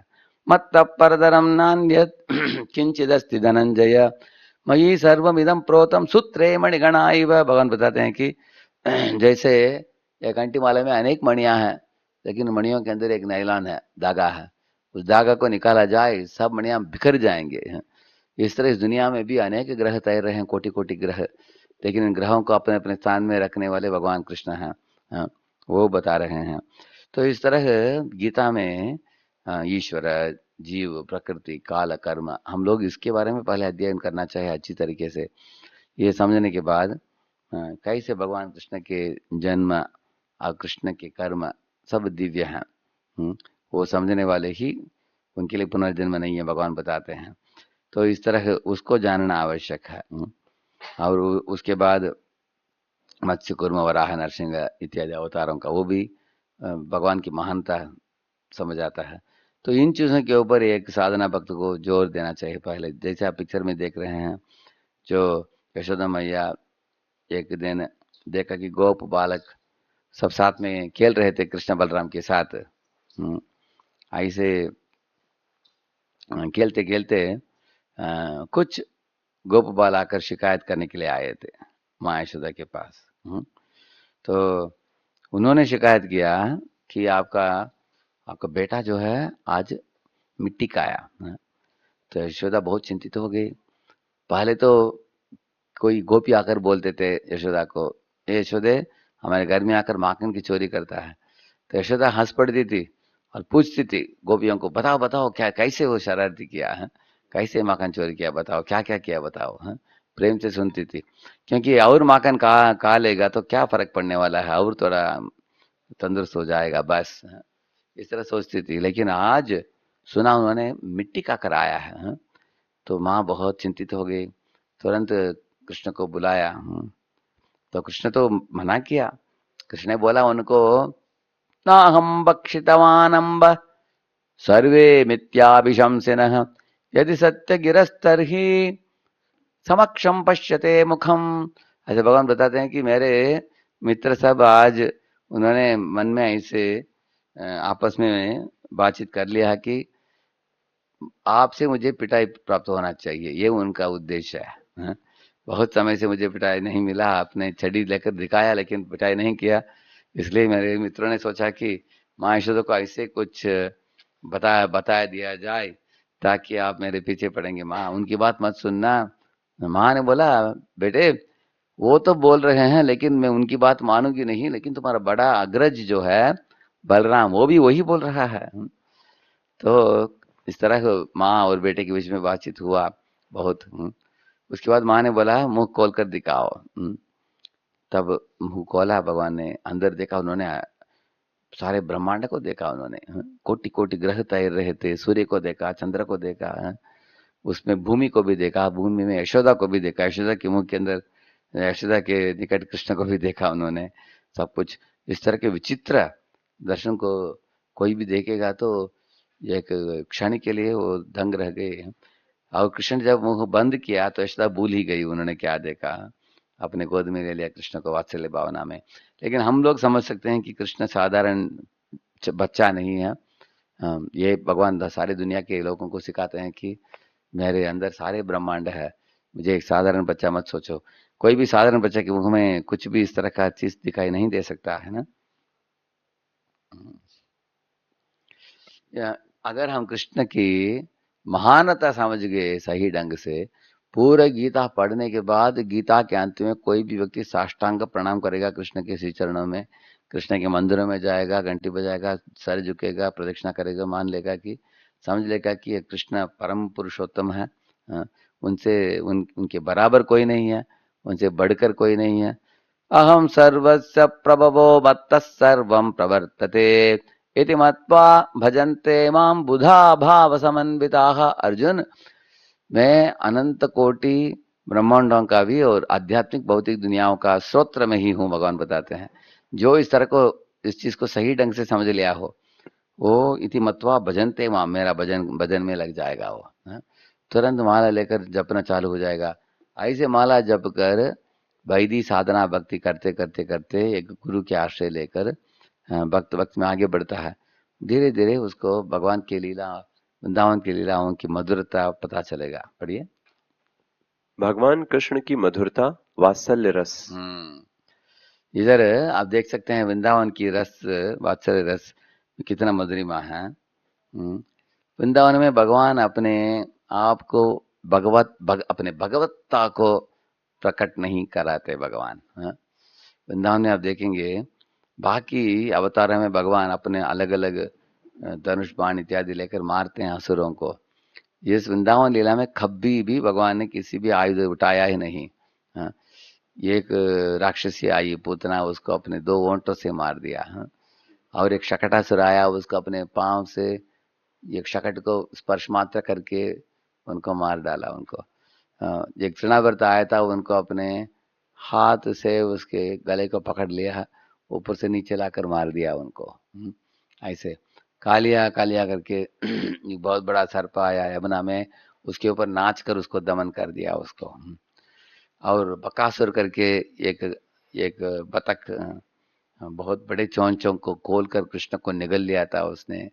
कृष्ण अपने शरीर को गर्म करने के कारण उसने उसको थूक दिया है, भगवान को छोड़ दिया। उसके बाद भगवान ने उसके चोंच को फाड़ दिया, हाँ? ऐसे मारा उन्होंने, आयुध कुछ नहीं इस्तेमाल किया। अगासुर के भी मुंह के अंदर गए, सब गोप बालक बेहोश होकर गिर पड़े थे, इसलिए कोई नहीं देख रहा करके अपने शरीर को थोड़ा विशाल किया उनके गले में ऐसा करके उसका गला बंद हो गया, उसकी दोनों आंखें बाहर आ गई, वो मर गया वो, हाँ? अगासुर नाम का बहुत बड़ा सर्प। ऐसे केशी केशी नाम का एक घोड़ा आया था, बहुत बड़ा घोड़ा, बहुत बड़ा राक्षस था वो भी, है? उसके मुख के अंदर भगवान ने अपने हाथ डाला, उसको मान लगा कि कोई गरम गरम लोहे को डाल दिया अंदर, है? हाँ, तो गोल गोल घूमने लगा वो, हाँ? ऐसे मारा भगवान ने उसको। आप देखेंगे इस तरह वृंदावन में भगवान अपनी भगवता को प्रकट तो करते हैं, लेकिन अपने अवयवों से ही उसको मार देते हैं। इसके कारण गोप बालकों को बहुत मजा, बहुत आनंद मिलता है। कोई सोचते नहीं कि भगवान कृष्ण भगवान है। इस तरह आयुध इस्तेमाल किए बिना भगवान इन असुरों को वध करने का मूलभूत उद्देश्य क्या है? हाँ, भगवान अपने आप को एक मासूम बच्चे के रूप में रखते हुए गोप बालकों के साथ खेलते हैं। यशोदा और उनके सखियों के पुत्र बनकर आते हैं, अपनी भगवत्ता को न दिखाकर सब शुद्ध भक्तों के बीच में रहकर परम आनंद को प्राप्त करते हैं। इधर पिक्चर में देखिए यशोदा बेटी है और यशोदा के अनेक सखियां भी बैठी है, वृद्ध गोपियां हैं। तो ये बहुत सुंदर लीला चल रहा है। भगवान अभी रात को सोने जा रहे हैं। देखिए भगवान के हर क्रिया में मधुरिमा है। भगवान अगर खाते हैं तो सब गोप बाल उनको देखना चाहते हैं, कैसे भगवान सुंदर तरीके से खा रहे हैं। जैसे खाने वाले भगवान है जगन्नाथ, सोने वाले भगवान है रंगनाथ तो इस तरह भगवान गाने वाले जगन्नाथ को देखने के लिए कोटि कोटि लोग आते हैं, सोने वाले रंगनाथ को देखने के लिए भी ऐसे लाखों कोटि लोग आते हैं। ऐसे इधर भगवान सोने जा रहे हैं। सोने में भी एक तरह का खूबसूरती है। जब भगवान ने आंख बंद किया है, सब गोपियां आई है उसको देखने के लिए। तो यशोदा मैया एक गाना गाकर उनको सुला रही है। ये पद्यावली में एक गीत आता है, रामो नाम बभूव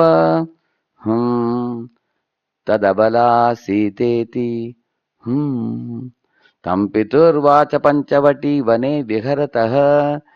वो बोल रही है यशोदा, हे कान्हा तुम सो नहीं रहे हो, हाँ मैं बार बार तुमको सुलाने के लिए प्रयत्न कर रही हूँ, लेकिन तुम आंख बंद करते खोलते, वापस आंख बंद करते खोलते हो, हाँ?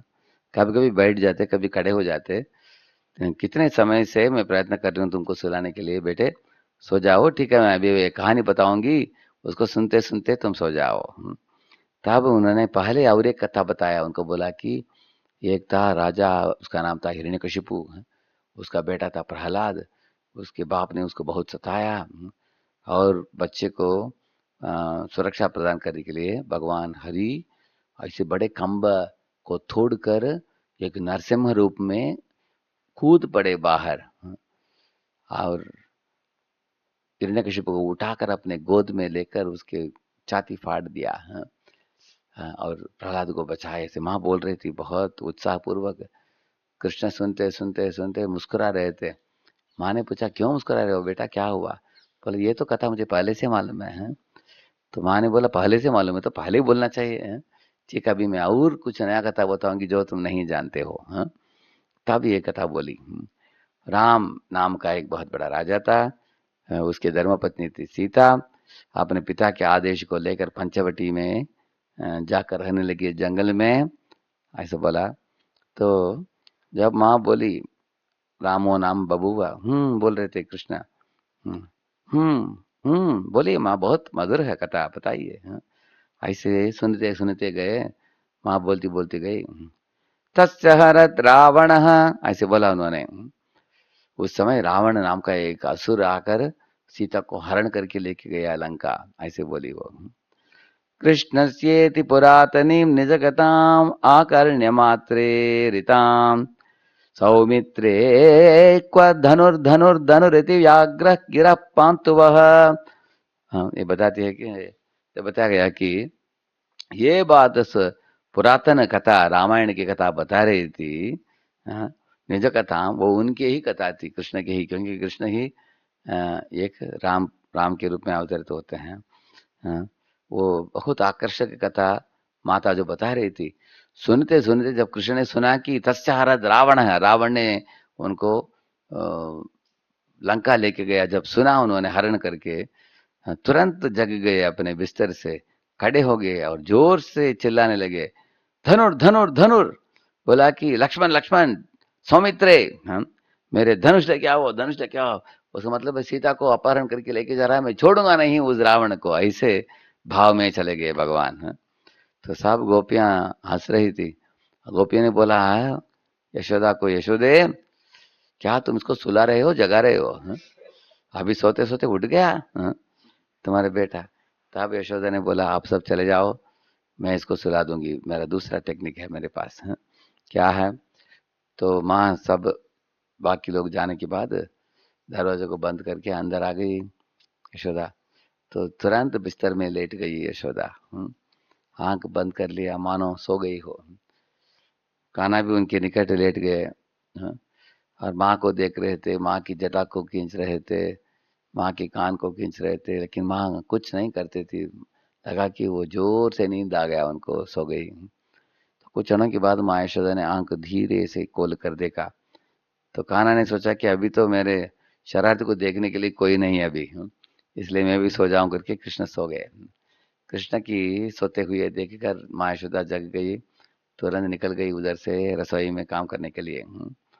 तो ये यशोदा माँ की सुंदर कृष्ण के साथ लीला है। इस तरह की मधुर लीला करते हैं कृष्ण उधर वृंदावन में। तो ये माखन चोरी की लीला है। देखिए, अलग अलग गोपियों के घर में जाकर माखन की चोरी करते हैं। इधर घर में ही चोरी करते हैं, नंदा भवन में कृष्ण और बलराम और बंदरों को खिला रहे हैं। देखिए, माँ यशोदा देख रहे पीछे से। इधर माँ यशोदा उनके पीछे भागती हुई पकड़ रही है। तो शास्त्र में बताया गया कि भगवान को कौन पकड़ सकता है? काले वन भी नहीं पकड़ पाता है। लेकिन भगवान को पकड़कर बांध दिया उन्होंने उकल के साथ, क्योंकि उकल ने उनको साथ दी थी ना, इसलिए। इस तरह आप देख सकते हैं कृष्ण की मधुर लीलाएं कृष्ण करते हैं उधर वृंदावन में। इधर जो लीला है ये एक दिन की लीला है। कृष्ण अनुमति ले रहे हैं यशोदा से और रोहिणी से, क्या मैं खेल सकता हूँ क्या मेरे मित्रों के साथ? दोनों माता बोल रही है कि आप लोग जाकर खेलो, लेकिन 12 बजे आ जाओ प्रसाद पाने के लिए हैं। वो बोलते हैं आ जाएंगे लेकिन आते नहीं है, है कि अपने मित्रों के साथ खेलते हैं, आराम करते हैं। तो विविध तरह के खेल कूद में बच्चे समय ऐसे बिताते हैं कि वो भूल ही जाते हैं जाने के लिए। 12 से 1 बज जाता है, 1 से 2 बज जाता है। तो माँ यशोदा भेजती है, रोहिणी को भेजती है, हे रोहिणी जाकर बच्चों को लेकर आओ वापस। जब रोहिणी जाकर बोला पुकारती है, बलराम जी तुरंत बोलते हैं, कान्हा को बोलते हैं, कान्हा अभी निकलना है हमको। हाँ, हाँ। तो इधर देखिए सब खेलने के मूड में हैं, वो कैसे वो निकलेंगे, हाँ, सब छोड़कर। तो कान्हा पूछ रहे हैं कि कौन माँ आई है बताओ, हाँ। वो बोलते हैं कि रोहिणी माँ आई है। रोहिणी माँ तो आई है ना, वो तो उसको उसको संभालना बहुत आसान है, हम खेलते जाएंगे, चिंता मत करो, हाँ। ऐसे खेलते जाते हैं। हाँ, तो रोहिणी माता बाहर वापस लौट जाती है, यशोदा को जाकर बोलती है, यशोदे तुम्हारे जैसे घनिष्ठ प्रेम नहीं मेरे हृदय में, तुम जाकर बुलाकर लेके आओ उनको, आप जाओ। तो वो जाती है। ये भागवत के 10वें स्कंद के 9वें अध्याय में बहुत सुंदर श्लोक है। कृष्ण कृष्ण अरविंदाक्ष तातये हि स्तनं पिब अलम विहारे क्षुक्षांत क्रीडा श्रांतोसी पुत्र का पुकार रही है कि हे कृष्ण कृष्ण, नैनों के तारे कितना समय खेलते रहोगे आप लोगों को क्या थकावट नहीं हुआ, क्या भूख नहीं लगता? देखो आज तुम्हारा जन्मदिन है, ब्राह्मण लोग पुरोहित लोग आए हैं, उनको तुमको दान देना है उनको, हाँ। और देखो तुम्हारे सब मित्र अच्छी तरह नहाकर धोकर अच्छे कपड़े आभूषण पहनकर आए हैं तुम्हारे सब मित्र, लेकिन तुम देखो कितना धूल ही पड़ा है तुम्हारे शरीर में। चलो बेटे तुमको नहा धोकर आभूषण पहनाकर प्रसाद खिलाकर भोग खिलाकर तुमको भेज दूंगी, वापिस आकर तुम खेल सकते हो, अभी घर वापस लौटना चाहिए। ऐसे माँ बहुत प्रेम से पुकारती है कृष्ण को। तो आप देखेंगे इतना बोलने के बाद भी कृष्ण को वापस लौटाना आसान काम नहीं है। कृष्ण पूछते हैं मित्रों को, मैं जाकर तुरंत आ जाऊं क्या? मित्र बोलते हैं देखो अभी हम तुमको पराजित करने वाले हैं, इसलिए तो तुम निकलना चाहते हो। अगर तुम निकल जाओगे कान्हा, वापस लौट आने के बाद हम आपको खेल में नहीं लेंगे, आपको कोने में बैठना पड़ेगा, हम सब लोग खेलेंगे, तुम ताली बजाओ बस। तो अब सब मित्र बोलते हैं, हाँ, कान्हा बोलते हैं ठीक है तो हम खेलते जाएंगे। तब माँ यशोदा बोलती है, सब बच्चों को बोलते, हे बच्चों ध्यान से एक विषय महत्वपूर्ण बात सुनो। वृंदावन में एक प्राणी आता है, बहुत खतरनाक प्राणी है, नाम है उसका हाउ बिलाव है। आज भी आप वृंदावन में जाएंगे, पत्थर से एक मूर्ति है उसका, है आप देखेंगे, जिसका सर शेर जैसे बड़ा होता है, इसका शरीर घोड़ा जैसे तेजी से भागता है। ऐसे प्राणी बहुत क्रूर प्राणी है, घोर प्राणी है। और उसका नाश्ता क्या खाता है मालूम है क्या? माँ ने पूछा। सब बच्चे बोले हमको प्राणी ही मालूम नहीं, वो क्या नाश्ता खाता होगा हमको मालूम नहीं। तो माँ बोली वो छोटे आप जैसे बच्चों को पकड़कर जंगल में लेके जाकर खाता है वो, हाँ। इसलिए आप लोग सतर्क रहो, खेल कूद में इतना मग्न मत रहो कि आपने प्राणी को देखा नहीं, पीछे से आकर पकड़ लेगा आपको। सब गोपों ने बोला कि जरूर हम सावधान रहेंगे माता, भैया हम जरूर रहेंगे, ऐसे बोला उन्होंने। और खेल कूद में वापस लग गए बच्चे। अचानक माँ यशोदा ने जोर से चिल्लाया, हे बच्चे बच्चे देखो देखो हाबिल आ गया। बच्चे मुड़कर पीछे देखा भी नहीं है, क्योंकि हाबिला की वर्णन अभी भी सुना था ना, डर गए। और माँ यशोदा दोनों बड़े बड़े आंखों के साथ बोला था हाबिला, तो वो लोगों ने मान ही लिया कि हाबिला आया। तो माँ यशोदा मुड़कर तेजी से भागने लगी नंदभवन की ओर। दोनों बाजू में कृष्ण बलराम अपने माँ के हाथ को पकड़ लिया उन्होंने।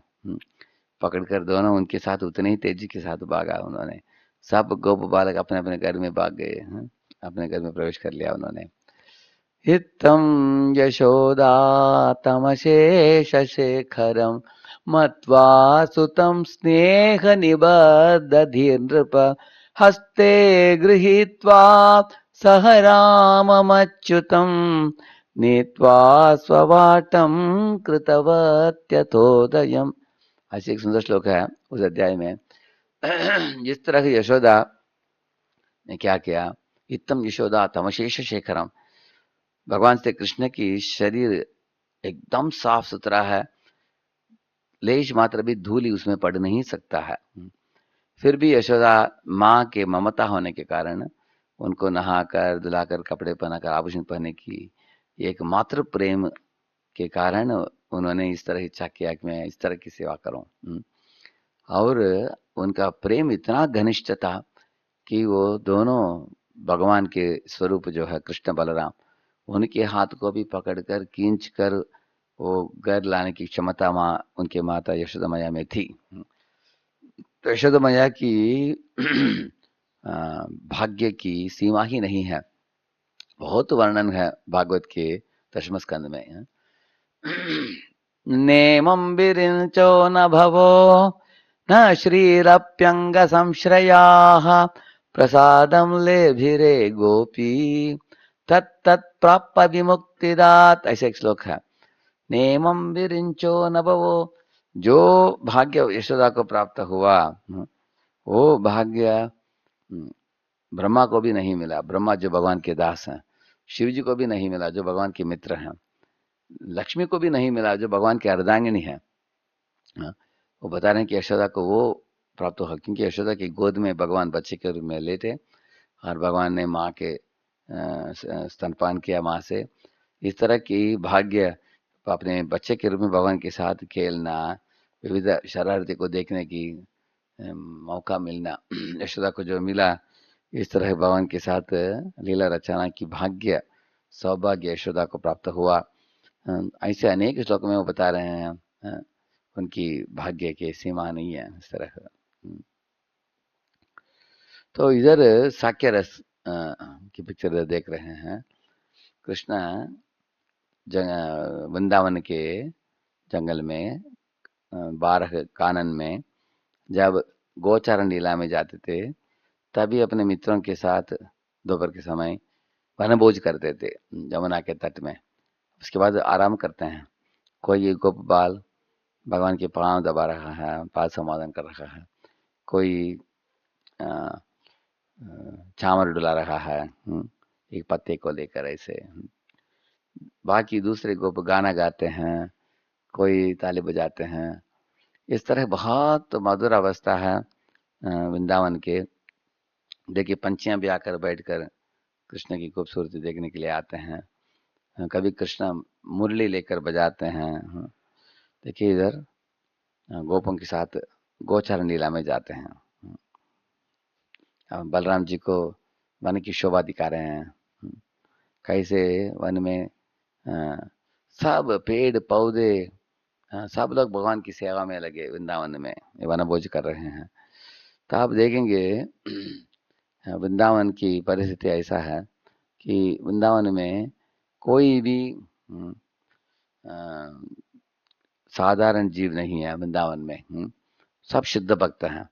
देखिए कृष्ण नकली कर रहे हैं, एक हिरण का नकली कर रहे हैं। इधर बलराम के पांव दबा रहे हैं भगवान, इधर शाम को घर वापस लौटा रहे हैं। तो इस तरह आप देखेंगे वृंदावन में हर पेड़ पौधा भगवान को फूल देता है। तो वृंदावन में जब भगवान इस तरह गाय बछड़ों के साथ मित्रों के साथ वन में प्रवेश करते हैं तब पेड़ पौधे भी फूल की वर्षा करते हैं, अपने फल को प्रदान करते हैं। यमुना भी कमल फेंकती है भगवान के श्री चरणों में। वृंदावन के हर प्राणी भगवान की सेवा करना चाहता है। देखिए भ्रमर जो गूंज रहे हैं वृंदावन में, मधुमक्खियां जो फूल में वृंदावन के विविध कमल में मधु चूसने के लिए बैठे हैं, लेकिन मधु को भी त्याग कर कृष्ण के साथ वो भी उड़ते हैं जंगल में। जब कृष्ण मुरली बजाते हैं, जैसे आप देखते हैं हिरण आकर्षित होते हैं, मोर आकर्षित होते हैं, पंछियां आकर्षित होते हैं, गाय बछड़ा आकर्षित होते हैं, सब ब्रजवासी आकर्षित होते हैं। इस तरह वृंदावन में माधुर्य लीला, जो देखिए वनभोज के बारे में बताया था। भगवान अपने मित्रों को बुलाते हैं, हे मित्रों ये यमुना की तट देखो कितना भव्य स्थान है। इधर छाया भी है पेड़ के, हम लोग छाया के नीचे बैठ सकते हैं और हम खा सकते हैं। अगर पानी चाहिए तो पानी निकट है, हमारे गाय बछड़ों के लिए घास भी निकट है। तो मैंने ये स्थान चुना है, आप लोगों का मत क्या है? भगवान पूछते हैं। सबके सब बोलते हैं साधु साधु, शबाश शबाश, बहुत अच्छा स्थान है।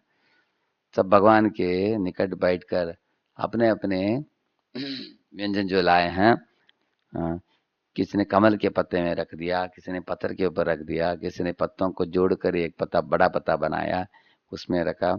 और कृष्ण को अलग अलग जो भी लाया है अपने साथ खाने के पदार्थ, सब कृष्ण को पहले देते हैं। कृष्ण कमेंट देते हैं ये कैसा है, वो कैसा है। इस तरह बहुत आनंद पूर्वक वनभोज होता है उनका। कभी कभी सब गोप बाल हंसते हैं, कृष्ण नकली करते हैं मोरों के साथ नाचते हैं। इनकी इस तरह की लीला क्या क्या किया उन्होंने जंगल में, उसका सुंदर वर्णन आता है भागवत में।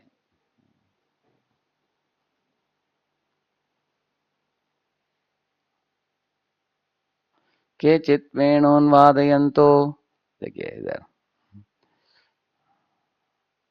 हाँ, केचित् वेणून्वादयन्तोद्भान्तशृङ्गाणि केचन, केचित् भृङ्गैः प्रगायन्तः कूजन्तः कोकिलैः परे।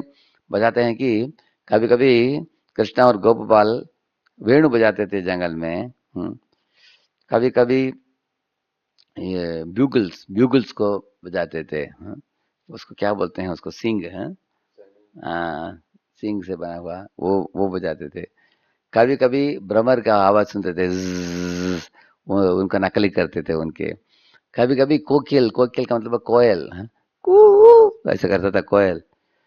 तो आपने सुना होगा सुबह सुबह एक पत्नी कोयल जो है वो कू पूछते है कि भोजन किधर है आज, और पति कोयल दूसरे पेड़ से बोलेगा कू, मैं अभी जा रहा हूँ लेके आऊंगा, ऐसे बोलता है। लेकिन ये जब पहला कोयल कू करता है तो कृष्णा और गोपाल दूसरा कुहू वो कर देते हैं कुहू करके। तो कोयल देख रही है कि अरे मैं इधर प्रश्न पूछ रहा हूँ, जवाब कहीं और से आ रहा है, हाँ? इस तरह विविध तरह के खेलते हैं। विच्चाया विप्रदावन्तो गच्छन्तः साधु हंसकैः बकैरुपविशन्तश्च नृत्यन्तश्च कलापिभिः। बताते हैं कि जब पंछियां उड़ते हैं आसमान में, उनकी छाया को पकड़ने के लिए पीछे भागते हैं जमीन में। गच्छन्तः साधु हंसकैः, अगर कोई हंस पक्षी बैठा हो उसके निकट जाकर खुद भी बैठ जाते हैं, हंस जैसे खुद भी। बकैरुपविशन्तश्च, अगर कोई बक जो है, बक धीरे धीरे चलता है तो उसके निकट बैठकर वो भी ऐसे ही चलते हैं।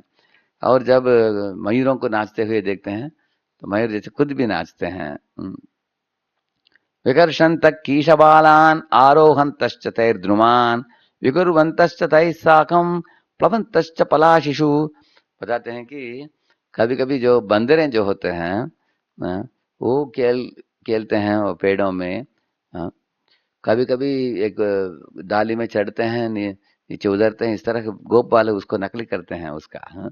ये भी कभी कभी जैसे स्लाइड में आते हैं ना, ऐसे पेड़ के डाली ऐसे होता है उसमें स्लाइड में आते हैं वो ऐसे। सा विलंगन्तः सरितः सर्वसंप्लुताः विहसन्तः प्रतिच्छायाः शपन्तश्च प्रतिस्मनान्। बताते हैं कि कभी कभी एक मेंढक के निकट बैठ जाते हैं। मेंढक सोचता है कि इतना बड़ा मेंढक किधर से आया, वो देखता है तो वो कूदता है वो डर से, तो ये भी कूदते हैं उसके साथ। और एक बार कूदता है वो, और एक बार कूदते हैं, ऐसे कूद कूद कर मेंढक पानी के अंदर कूद जाता है, तो ये भी अंदर कूद जाते हैं पानी के अंदर ऐसे हैं, ऐसे बताते हैं। इस तरह कभी कभी बहुत बड़ा कुआं होता है, उसमें आवाज करते हैं कोई। कभी कृष्ण आवाज करते हैं, अरे कौन खो कौन खो कौन खो कौन खो, ऐसा आवाज आता है। तो कृष्ण बोलते हैं, अरे मैं उसको कौन हो पूछ रहा हूँ, वो मुझे पूछ रहा कौन हो। इस तरह शपन्तश्च प्रतिस्वनान्। कभी कृष्ण जवाब देते थे, नंदा बाबा का पुत्र हूँ, नंदा बाबा का पुत्र हूँ, नंदा बाबा का पुत्र हूँ, आवाज आता था। मित्रों को कृष्ण बोलते थे, अरे मैं नंदा बाबा का पुत्र हूँ, वो बोलता है वो नंदा बाबा का पुत्र है, कटा कटा कटा ऐसे हंसते थे वो, हाँ? उसको देखकर बाकी सब गोपाल ताली बजाते थे और शाप देते थे उस प्रतिध्वनि को, हाँ? इत्थं सतां ब्रह्म सुखानुभूत्या दास्यं गतानां परदैवतेन मायाश्रितानां नरधारकेण साकं विजर्हुः कृतपुण्यपुञ्जाः। इधर बताते हैं कि इस तरह जो ज्ञानी लोग के भगवान के नख का आभा ब्रह्म ज्योति के रूप में देखने को उनको प्राप्त होता है, बस उससे ज्यादा नहीं। और अनेक लोग वैकुंठ पति के रूप में भगवान के दास बनते हैं, दास बनकर सेवा देते हैं ऐसे। और माया में आश्रित बद्ध जीव भटक रहे हैं जो इस भौतिक दुनिया में, वो कृष्ण को साधारण मनुष्य मानकर बैठते हैं। लेकिन ये जो गौप बालकों कृतपुण्य पुंजाहा, उन्होंने कोटि कोटि भक्ति सुकृति को इकट्ठित किया है पूर्व जन्मों में, इसलिए वो अभी भगवान के एक मित्र बनकर समस्त स्तर पर खेल रहे हैं, कूद रहे हैं, आनंद लूट रहे हैं। कितने भाग्यशाली बच्चे ऐसे सुखदेव गोस्वामी खुद उन्हीं की गुणगान कर रहे हैं इस श्लोक में। ये परम भाग्यशाली गोप हैं वृंदावन के। इस तरह शाम को वापिस लौट रहे हैं, और उनमें से सब तरह के भक्तों में से श्रेष्ठतम भक्त कौन है? वो गोपियां हैं। तो इधर गोपियों को चैतन्य महाप्रभु बहुत गुणगान किया है। अनेक बार राधा कृष्ण की लीलाओं को साधारण जनता समझ नहीं पाता है, इसलिए गलतफहमी होता है। लेकिन हमें समझना चाहिए कि महान आचार्यगण जैसे चैतन्य महाप्रभु खुद सुखदेव गोस्वामी हैं, जो नैष्ठिक ब्रह्मचारी हैं, उन बड़े यतिराज सन्यासी हैं, वो लोगों ने इस लीला की गुणगान की है और गोपियों को सबसे उच्च कोटि के भक्त के स्थान दिया है उनको। पढ़िए। क्या अध्यात्मवादी उद्वेग रहित नहीं होते? इस संबंध में श्रीपाद मध्वाचार्य ने वराह पुराण का एक श्लोक उद्धृत किया है। केचित् उन्मादवद् भक्ता बाह्यलिंग प्रदर्शकाः केचित् आन्तरभक्ता स्युः केचिच्चैव भयात्मकाः मुखप्रसादात् धार्ड्याच्च भक्तिर्ज्ञेया न चान्यतः। कुछ भगवत भक्त पागलों की तरह के, कुछ अंतर्मुखी भक्तों की तरह के और कुछ दोनों के स्वभावों के बाह्य लक्षण प्रदर्शित करते हैं। किसी के स्थैर्य तथा उसके मुख से निकलने वाले दयामय स्वरों से उसकी भक्ति जानी जा सकती है, अन्यथा नहीं। ये बताते हैं तीन तरह के भक्त बताते हैं। कुछ भक्त अपने भाव को बाहर पकड़ करते हैं, जोर से चिल्लाना, पुकारना भगवान को, रोना, ये बाहर भक्ति एक भक्त के लक्षण प्रकट होते हैं। कुछ भक्त अपने भावनाओं को अंदर ही अंदर रखते हैं, नहीं तो कुछ बीच वाले भी होते हैं। लेकिन बताते हैं कि किसी के स्थैर्य तथा उसके मुख से निकलने वाली दयामय स्वरों से, उसका मतलब है दो चीज देखना चाहिए कि भक्ति में कितना स्थिरता प्राप्त किया है भक्त ने। सालों साल आजीवन अंतिम सांस तक कोई भक्ति को छोड़ता नहीं, भक्ति में लगा रहता हो। और उसकी स्थिरता में भी काया वाचा मनसा स्थिरता होनी चाहिए। जैसे शरीर से भी भक्ति में लगे होना चाहिए, और उसके मुख से कुछ प्रजल्प नहीं निकलना चाहिए, और उसके मति में एकाग्रता चित्त होना चाहिए भगवान की भक्ति में। और किसी दूसरे चीजों में रुचि नहीं लेना चाहिए, इंद्रिय तृप्ति से विरक्त होना चाहिए। ये सब लक्षण देखना चाहिए। और साथ साथ उनके मुख से शब्द जो निकलता है, क्या दयामय स्वर का मतलब है ये इस दुनिया में दुख से पीड़ित जीवों को उद्धार करने के लिए जो उसको प्रवचन बोलते हैं, जो भगवान की वाणी को दोहराना शास्त्रों से, उसको करके वो बद्ध जीवों को ऊपर उठाते हैं। कैसे वो जीवों को भगवान की ओर आकर्षित कर पाते हैं, उसके ऊपर निर्भर है कि क्या भक्ति में इनकी जो पागलपन दिख रहा है, ये क्या असली भक्ति है कि नहीं। और इधर जो चित्र दिखाया है हमने इधर, उसमें आप देखते हैं चैतन्य महाप्रभु अपने पार्षदों के साथ नाच रहे हैं कीर्तन में, प्रेम विभोर होकर। तो ये एक श्लोक में बताया गया है शास्त्रों में, जो समुद्र होता है वो शांत होता है, लेकिन जब पूर्णिमा आकाश में आ जाती है, उस दिन आप देखेंगे बड़े बड़े लहरें उठते हैं समुद्र में। इस तरह भक्त का स्वभाव होता है शांत स्वभाव। लेकिन भगवान के जगन्नाथ की दर्शन, और उस जगन्नाथ के दर्शन के साथ कीर्तन मिलजुल कर जब भक्त को प्राप्त होता है, वो प्रेमावेश में मत्त होकर जिस तरह समुद्र में बड़े बड़े लहरें उठते हैं, इस तरह भक्त के हृदय में भी एक एक्सटेसी भाव का लहरें उठते हैं, भाव तरंग उठते हैं। इसलिए अपने आप को उस तरह की शांत स्थिति में भक्त रख नहीं पाता, इसलिए वो उन्मादवत नाचता है भक्त। जैसे पूर्णिमा जो उसको तुलना किया है जगन्नाथ से। जब पूर्णिमा आता है समुद्र में लहरें उठते हैं, इस तरह जगन्नाथ की सुंदर चेहरा देखकर भक्त में प्रेमावेश उन्मत्तता दिखता है, ऐसे बताते हैं। पढ़िए। कैसे भक्त कृष्ण को सर्वत्र दिखता है। शील जीव गोस्वामी ने पुराणों से यह उदाहरण दिया है। यत् पश्यति, ये सुंदर श्लोक है। यत् पश्यति तत्पनुरागातिशयेन जगद्धनमयं लुब्धाः कामुकाः कामिनीमयम् इति वत् हरे शरीरम। लोभी व्यक्ति को सर्वत्र धन दिखेगा। यदि वह जंगल में जाता है तो तुरंत विचार करता है कि जंगल की भूमि खरीदना और उसके वृक्षों को किसी कागज कारखाने को बेच देना लाभप्रद होगा या नहीं। इसी प्रकार यदि कामी पुरुष उसी जंगल में जाता है तो वह चारों ओर पर्यटन हेतु आई सुंदर स्त्रियों को देखेगा, किंतु यदि उसी जंगल में एक भक्त जाता है तो वह वहां कृष्ण का दर्शन करेगा। तीन लोग हैं। एक है लोभी व्यक्ति, जगत धनमयम लुब्धाः। जैसे व्यक्ति देखिए प्रेम प्रेम कर रहा है किसके साथ, पैसे के साथ। कैसे चेहरे देखिए उसका है, पूरा 32 दांत दिख रहे हैं उसका, 32 के 32। इस तरह पैसे को देखकर लोभी होता है कोई व्यक्ति, कोई स्त्री के पीछे लोभी कामुक होता है। इसी इन लोगों में जो लक्षण दिखाई देते हैं, इसी तरह भक्त कृष्ण के पीछे पड़ता है। देखिए कितना सुंदर उदाहरण देते हैं जीव गोस्वामी। जगत धनमयम लुब्धाः कामुकाः कामनिमयम् इतिवत् हरे शरीरम। जिस तरह कामुक व्यक्ति और लोभी व्यक्ति काम वासना के पीछे और पैसे के पीछे भागता हो, उसी तरह ही एक भक्त कृष्ण के पीछे कृष्ण के दर्शन के लिए आतुर रहता है, ऐसे बताते हैं। कब यह संपूर्ण ब्रह्मांड आनंदमय धाम बनेगा। मनुष्य को चाहिए कि विद्यमान प्रत्येक वस्तु को भगवान की शक्ति के विस्तार के रूप में समझने के लिए अपने मन को प्रशिक्षित करे। हर वस्तु को नमस्कार करके तथा हर वस्तु को भगवान के शरीर का अंश मानकर ध्यान करने से मनुष्य भय से मुक्त हो सकेगा। जैसा कि भगवत गीता 5वें अध्याय 29वें श्लोक में कहा गया है, सुहृदम सर्वभूतानाम। कृष्ण हर जीव के हितैषी मित्र हैं। जब मनुष्य यह समझ लेता है कि प्रत्येक वस्तु उसके अत्यंत प्रिय मित्र के नियंत्रण में है, तो वह ऐसी अवस्था को प्राप्त होता है जिसमें संपूर्ण ब्रह्मांड आनंदमय धाम बन जाता है। विश्वम पूर्ण सुखायते, क्योंकि उसे सर्वत्र ही कृष्ण दिखते हैं। हाँ, तो हमको देखना चाहिए कि अहम बीज प्रध पिता, कृष्ण सब जीवों के पिता हैं, परम पिता हैं।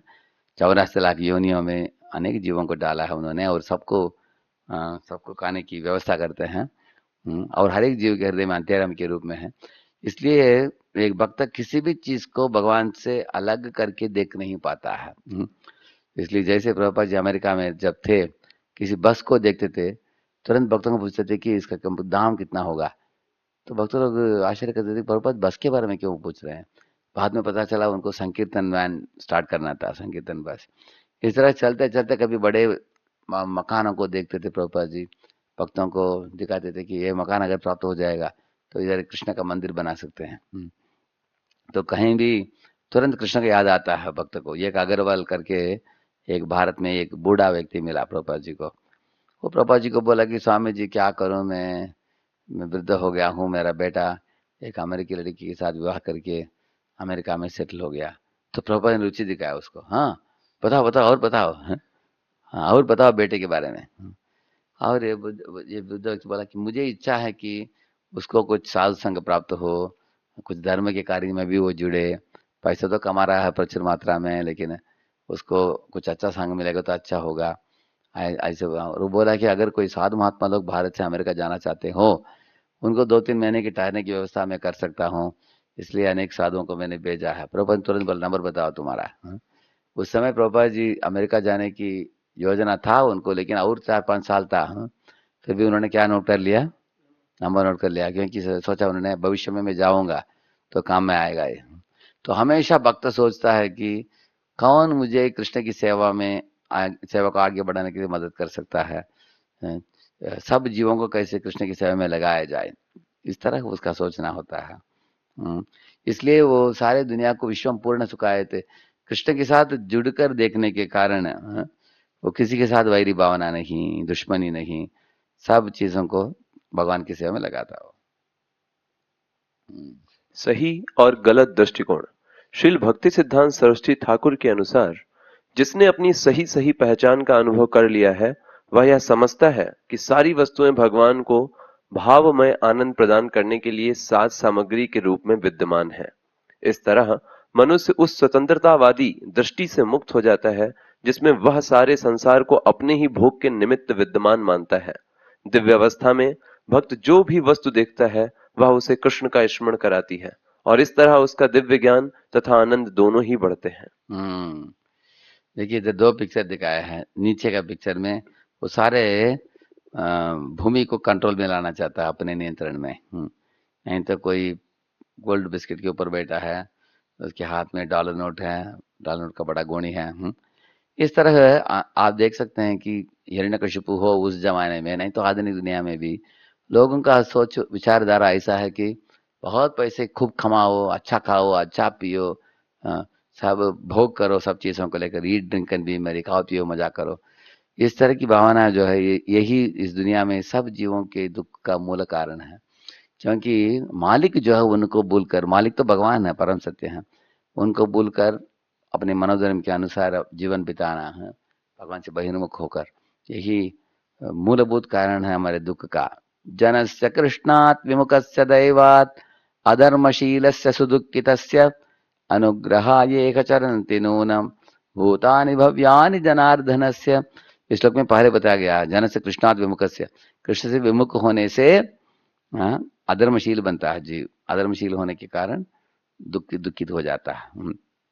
इसके विरुद्ध ऊपर के पिक्चर में आप देखते हैं कैसे एक भक्त जानता है कि सब देवी देवता कृष्ण के ही दास हैं, कृष्ण के ही प्रतिनिधि हैं और सबके ऊपर कृष्ण, ये कल ईश्वर कृष्ण आर सब भृत्या, ये समझकर वो देखता है कि सब सारे मेरे परम पिता कृष्ण की संपत्ति है। मैं इसको सही ढंग से उनकी ही सेवा में इस्तेमाल करना चाहिए, ये भावना होनी चाहिए। ये सरल सीधी सी बात है। जैसे अगर कोई पिताजी अपने बेटे को शहर में भेजकर उसको हर महीना पैसा भेज रहे हो, उसकी इंजीनियरिंग नहीं तो मेडिकल कुछ करने के लिए, तब ये बेटे का जिम्मेदारी पड़ता है कि वो पिताजी के दिए हुए पैसे को सही ढंग से इस्तेमाल करे। ऐसे नहीं कि शराब पिए, सिगरेट फूके, स्त्रियों के साथ गमन करे, स्त्रियों के संबंध के लिए पैसा खर्चा करे, पिताजी नाखुश हो जाएंगे ना उससे। इस तरह हम लोग भी इस दुनिया में आए हैं, भगवान की दी हुई अनेक सामग्रियां हैं, इसको लेकर हम खा सकते हैं, पी सकते हैं, तंदुरुस्त रह सकते हैं, लेकिन तंदुरुस्त होने के बाद हमें भगवान की सेवा में लगना चाहिए। इसके विरुद्ध इंसान सब कुछ खाता पीता सोता है, इंद्रिय तर्पण करता है। इस दुनिया में जीव इंद्रिय तृप्ति और भक्ति दोनों करते करते धीरे धीरे इंद्रिय तृप्ति से छूट सकते हैं, लेकिन भक्ति मार्ग में अगर कोई चालू ही नहीं करता तो इंद्रिय तृप्ति में पड़े रहता है, नरक में जाता है। इसलिए हमको बोला गया है। हाँ पढ़िए। आपकी कृष्ण भावनामृत में प्रगति की परीक्षा। भक्ति परेशान भवो विरक्तिर अन्यत्र चैषत्रिक एक कालः प्रपद्यमानस्य यथाश्नतस्य तुष्टि पुष्टि क्षुतपायोनुघासम। ये श्लोक क्यों बताया गया है? अगर कुछ लोग प्रश्न पूछते हैं कि मैं कृष्ण भावना संघ में जुड़ा हूं जी, हम तो भोगी नहीं हैं, भगवान को मानते हैं, माला भी हम घुमा रहे हैं, कर रहे हैं, आप बताइए हम प्रगति कर रहे हैं कि नहीं, कुछ लोग पूछते हैं। तो 3 लक्षण दिया गया इधर। अगर भूख जब लगता है आपको, अगर आप भोजन मुंह में डालते हो तो पहले जिह्वा में स्वाद प्राप्त होता है, पेट में पहुंचने के बाद तृप्ति प्राप्त होता है, और उसके बाद भोजन पचने के बाद शक्ति प्राप्त होता है। इसी तरह भक्ति मार्ग में भी अगर हम भक्ति में सही ढंग से जुड़े हैं तो हर क्रिया जो होता है भक्ति में, जैसे सुबह उठना, नाम जपना, आरती गाना, भागवत क्लास अटेंड करना, भक्तों का संग करना, सेवा में जुड़ना, इसमें रुचि बढ़ेगा। भक्त जाकर पूछेगा, प्रभु जी मुझे कुछ सेवा मिल सकता है क्या? जैसे प्रभुपाद जी ने अपने गुरु को पूछा, how can I serve you, वो पूछता रहेगा भक्त। और इस तरह सब चीज़ों में रुचि बढ़ जाएगा। और अन्यथा चरित्र के दूसरा बता रहे हैं कि और भक्ति करते करते तृप्ति मिलेगा, इसका मतलब है उसके हृदय में तृष्णा चला जाएगा, काम क्रोध लोभ निकल जाएगा। तो जैसे प्रभु जी बोलते हैं, छोटा लड़का भी सिनेमा जाना बंद कर देगा, वो खेलना बंद करेगा, सिनेमा बंद करेगा, भक्ति में लग जाएगा, उसको बुरी आदतें सब छूट जाते हैं। और तीसरा है उसको शक्ति प्राप्त होगा, खुद भी अभ्यास करेगा, दूसरों को भी ये दिव्य ज्ञान प्रदान करेगा। तो ये उदाहरण भागवत की श्लोक में, सुंदर श्लोक में दिया गया है। तो हम लोग अभी 15वां सत्र पूरा किया, तो अगले सत्र में हम लोग प्रवेश करेंगे चौथा अध्याय जो है भक्त सामर्थ्य सिंधु के, क्योंकि उसमें बताया गया कि मोक्ष लघुता कृत, मोक्ष को भी कुत्सित कर देता है भगवान के शुद्ध भक्ति, भगवान के शुद्ध प्रेम। क्योंकि आज हमने विस्तृत रूप से भगवान की ब्रजवासी भक्तों के मधुर आदान प्रदान के बारे में हमने बातचीत की थी। क्यों? क्योंकि इसको प्रदान करने के लिए ही चैतन्य महाप्रभु आए इस दुनिया में। और प्रभुपाद जी ने पाश्चात्य देश के लोगों को भी इस विषय को समझा दिया उनको सही ढंग से। भक्त सामर्थ्य सिंधु एक वैज्ञानिक किताब है, क्योंकि वैज्ञानिक तरीके से भक्ति मार्ग में प्रगति कैसे होता है, कैसे एक औपचारिक भक्ति से एक स्वाभाविक भक्ति कैसे जग जाएगा, वो भक्त सामर्थ्य सिंधु में सिखाया गया है। तो इसलिए हम तीसरे अध्याय के ऊपर हमने जोर दिया। अब चौथा अध्याय में पूरा शास्त्र के कोटेशंस हैं, कैसे मोक्ष को कुत्सित करता है। इसलिए मोक्ष को हम निम्न क्यों मानते हैं, उसके लिए हमने इतना समय बिताया था कि भक्ति की महानता पहले जानना आवश्यक है। भक्ति भावना में जो डूब गया, उसके लिए भोग भी फीका पड़ जाता है, मोक्ष भी फीका पड़ जाता है। तो एक श्लोक बोलकर हम प्रवचन को विराम देंगे आज। कैवल्यम नरकायते त्रिदश पूराकाश पुष्पायते दूर्दान्तेन्द्रिय काल सर्पपटली प्रोत्खातधम श्रायते विश्वं पूर्ण सुखायते विधि महेन्द्रादिश्च कीटायते यत्कारुण्य वैभवतां तम गौरमेव स्तुमः। यही श्लोक में बताया गया कि भगवान के शुद्ध भक्तों के लिए मोक्ष प्राप्त करना नरक के बराबर है, क्योंकि उधर सेवा नहीं है इसलिए। और स्वर्ग में जाना भी एक कपोल कल्पित इच्छा है, वो सोचते हैं कि उधर जाकर क्या करना है, पुण्य कटने के बाद आना ही पड़ेगा इधर। और इंद्र और ब्रह्मा की पदवी भी कीड़ा के बराबर है, उसको कुछ परवाह नहीं करता भक्त। लेकिन सारे विश्व उसके लिए विश्व पूर्ण सुख आए थे, कहीं भी जाता है भगवान की सेवा में ही जुड़ता है, वो सब चीज़ों को लोगों को भगवान से जोड़ देता है वो। ऐसे बताते हैं विश्व पूर्ण सुख आए थे। और जो चैतन्य महाप्रभु के कारुण्य कटाक्ष के पात्र बने, कृपा पात्र बने, उन लोगों का ये स्थिति है, ऐसे बताते हैं। तो इसलिए इस भगवान के शुद्ध भक्तों की अपेक्षा क्या है हमें जानना चाहिए। उनको इंद्र चंद्र पदवी नहीं चाहिए, ब्रह्मा की पदवी नहीं चाहिए, उनको ध्रुवलोक नहीं चाहिए, उनको भोग भी नहीं चाहिए, मोक्ष भी नहीं चाहिए, सिर्फ भगवान कृष्ण के प्रेममयी सेवा वो चाहिए। न नाकपृष्टम न च पारमेष्ट्यम न सार्वभौमम न रसाधिपत्यम न योग सिद्धिर अपुनर्भवम वा समंजसत्वा विरहय्यकांक्षे। ऐसे एक श्लोक में ये बताता है वृत्रासुर, भगवान की शुद्ध भक्त है, महात्मा भक्त है। वो बोलता है कि मुझे ध्रुवलोक नहीं चाहिए, मुझे सत्यलोक नहीं चाहिए, ब्रह्मा के लोक नहीं चाहिए, मुझे बेल स्वर्ग नहीं चाहिए जिधर बलि महाराज बैठे हैं, मुझे भूमि नहीं चाहिए, मुझे योग सिद्धियां नहीं चाहिए, भुक्ति नहीं चाहिए, फिर क्या चाहिए क्या तुमको? वो बोल रहे हैं भगवान मैं आपके भक्ति भावना में विरह का अनुभव कर रहा हूँ, मुझे आपके धाम में ले लीजिए, आपकी अपनी सेवा में लगा लीजिए, प्रेम में सेवा में जुड़ूं, बाकी कुछ नहीं चाहिए। तो ये भक्त का अपेक्षा है। इसको सही ढंग से जिन्होंने समझ लिया हो उन्होंने शुद्ध भक्ति की परिभाषा समझा है। अन्य अभिलाषिता शून्य, बाकी भौतिक इच्छा शून्य है। भक्ति मुक्ति सिद्धि काम सकले अशांत कृष्ण भक्त निष्काम अतएव शांत। तो हम अगले सत्र में 16वें सत्र में आगे बढ़ेंगे चौथे अध्याय से। श्री प्रभुपाद की और भक्त वृंद की, श्री रूप गोस्वामी पाद की, भक्त राम सिंधु की।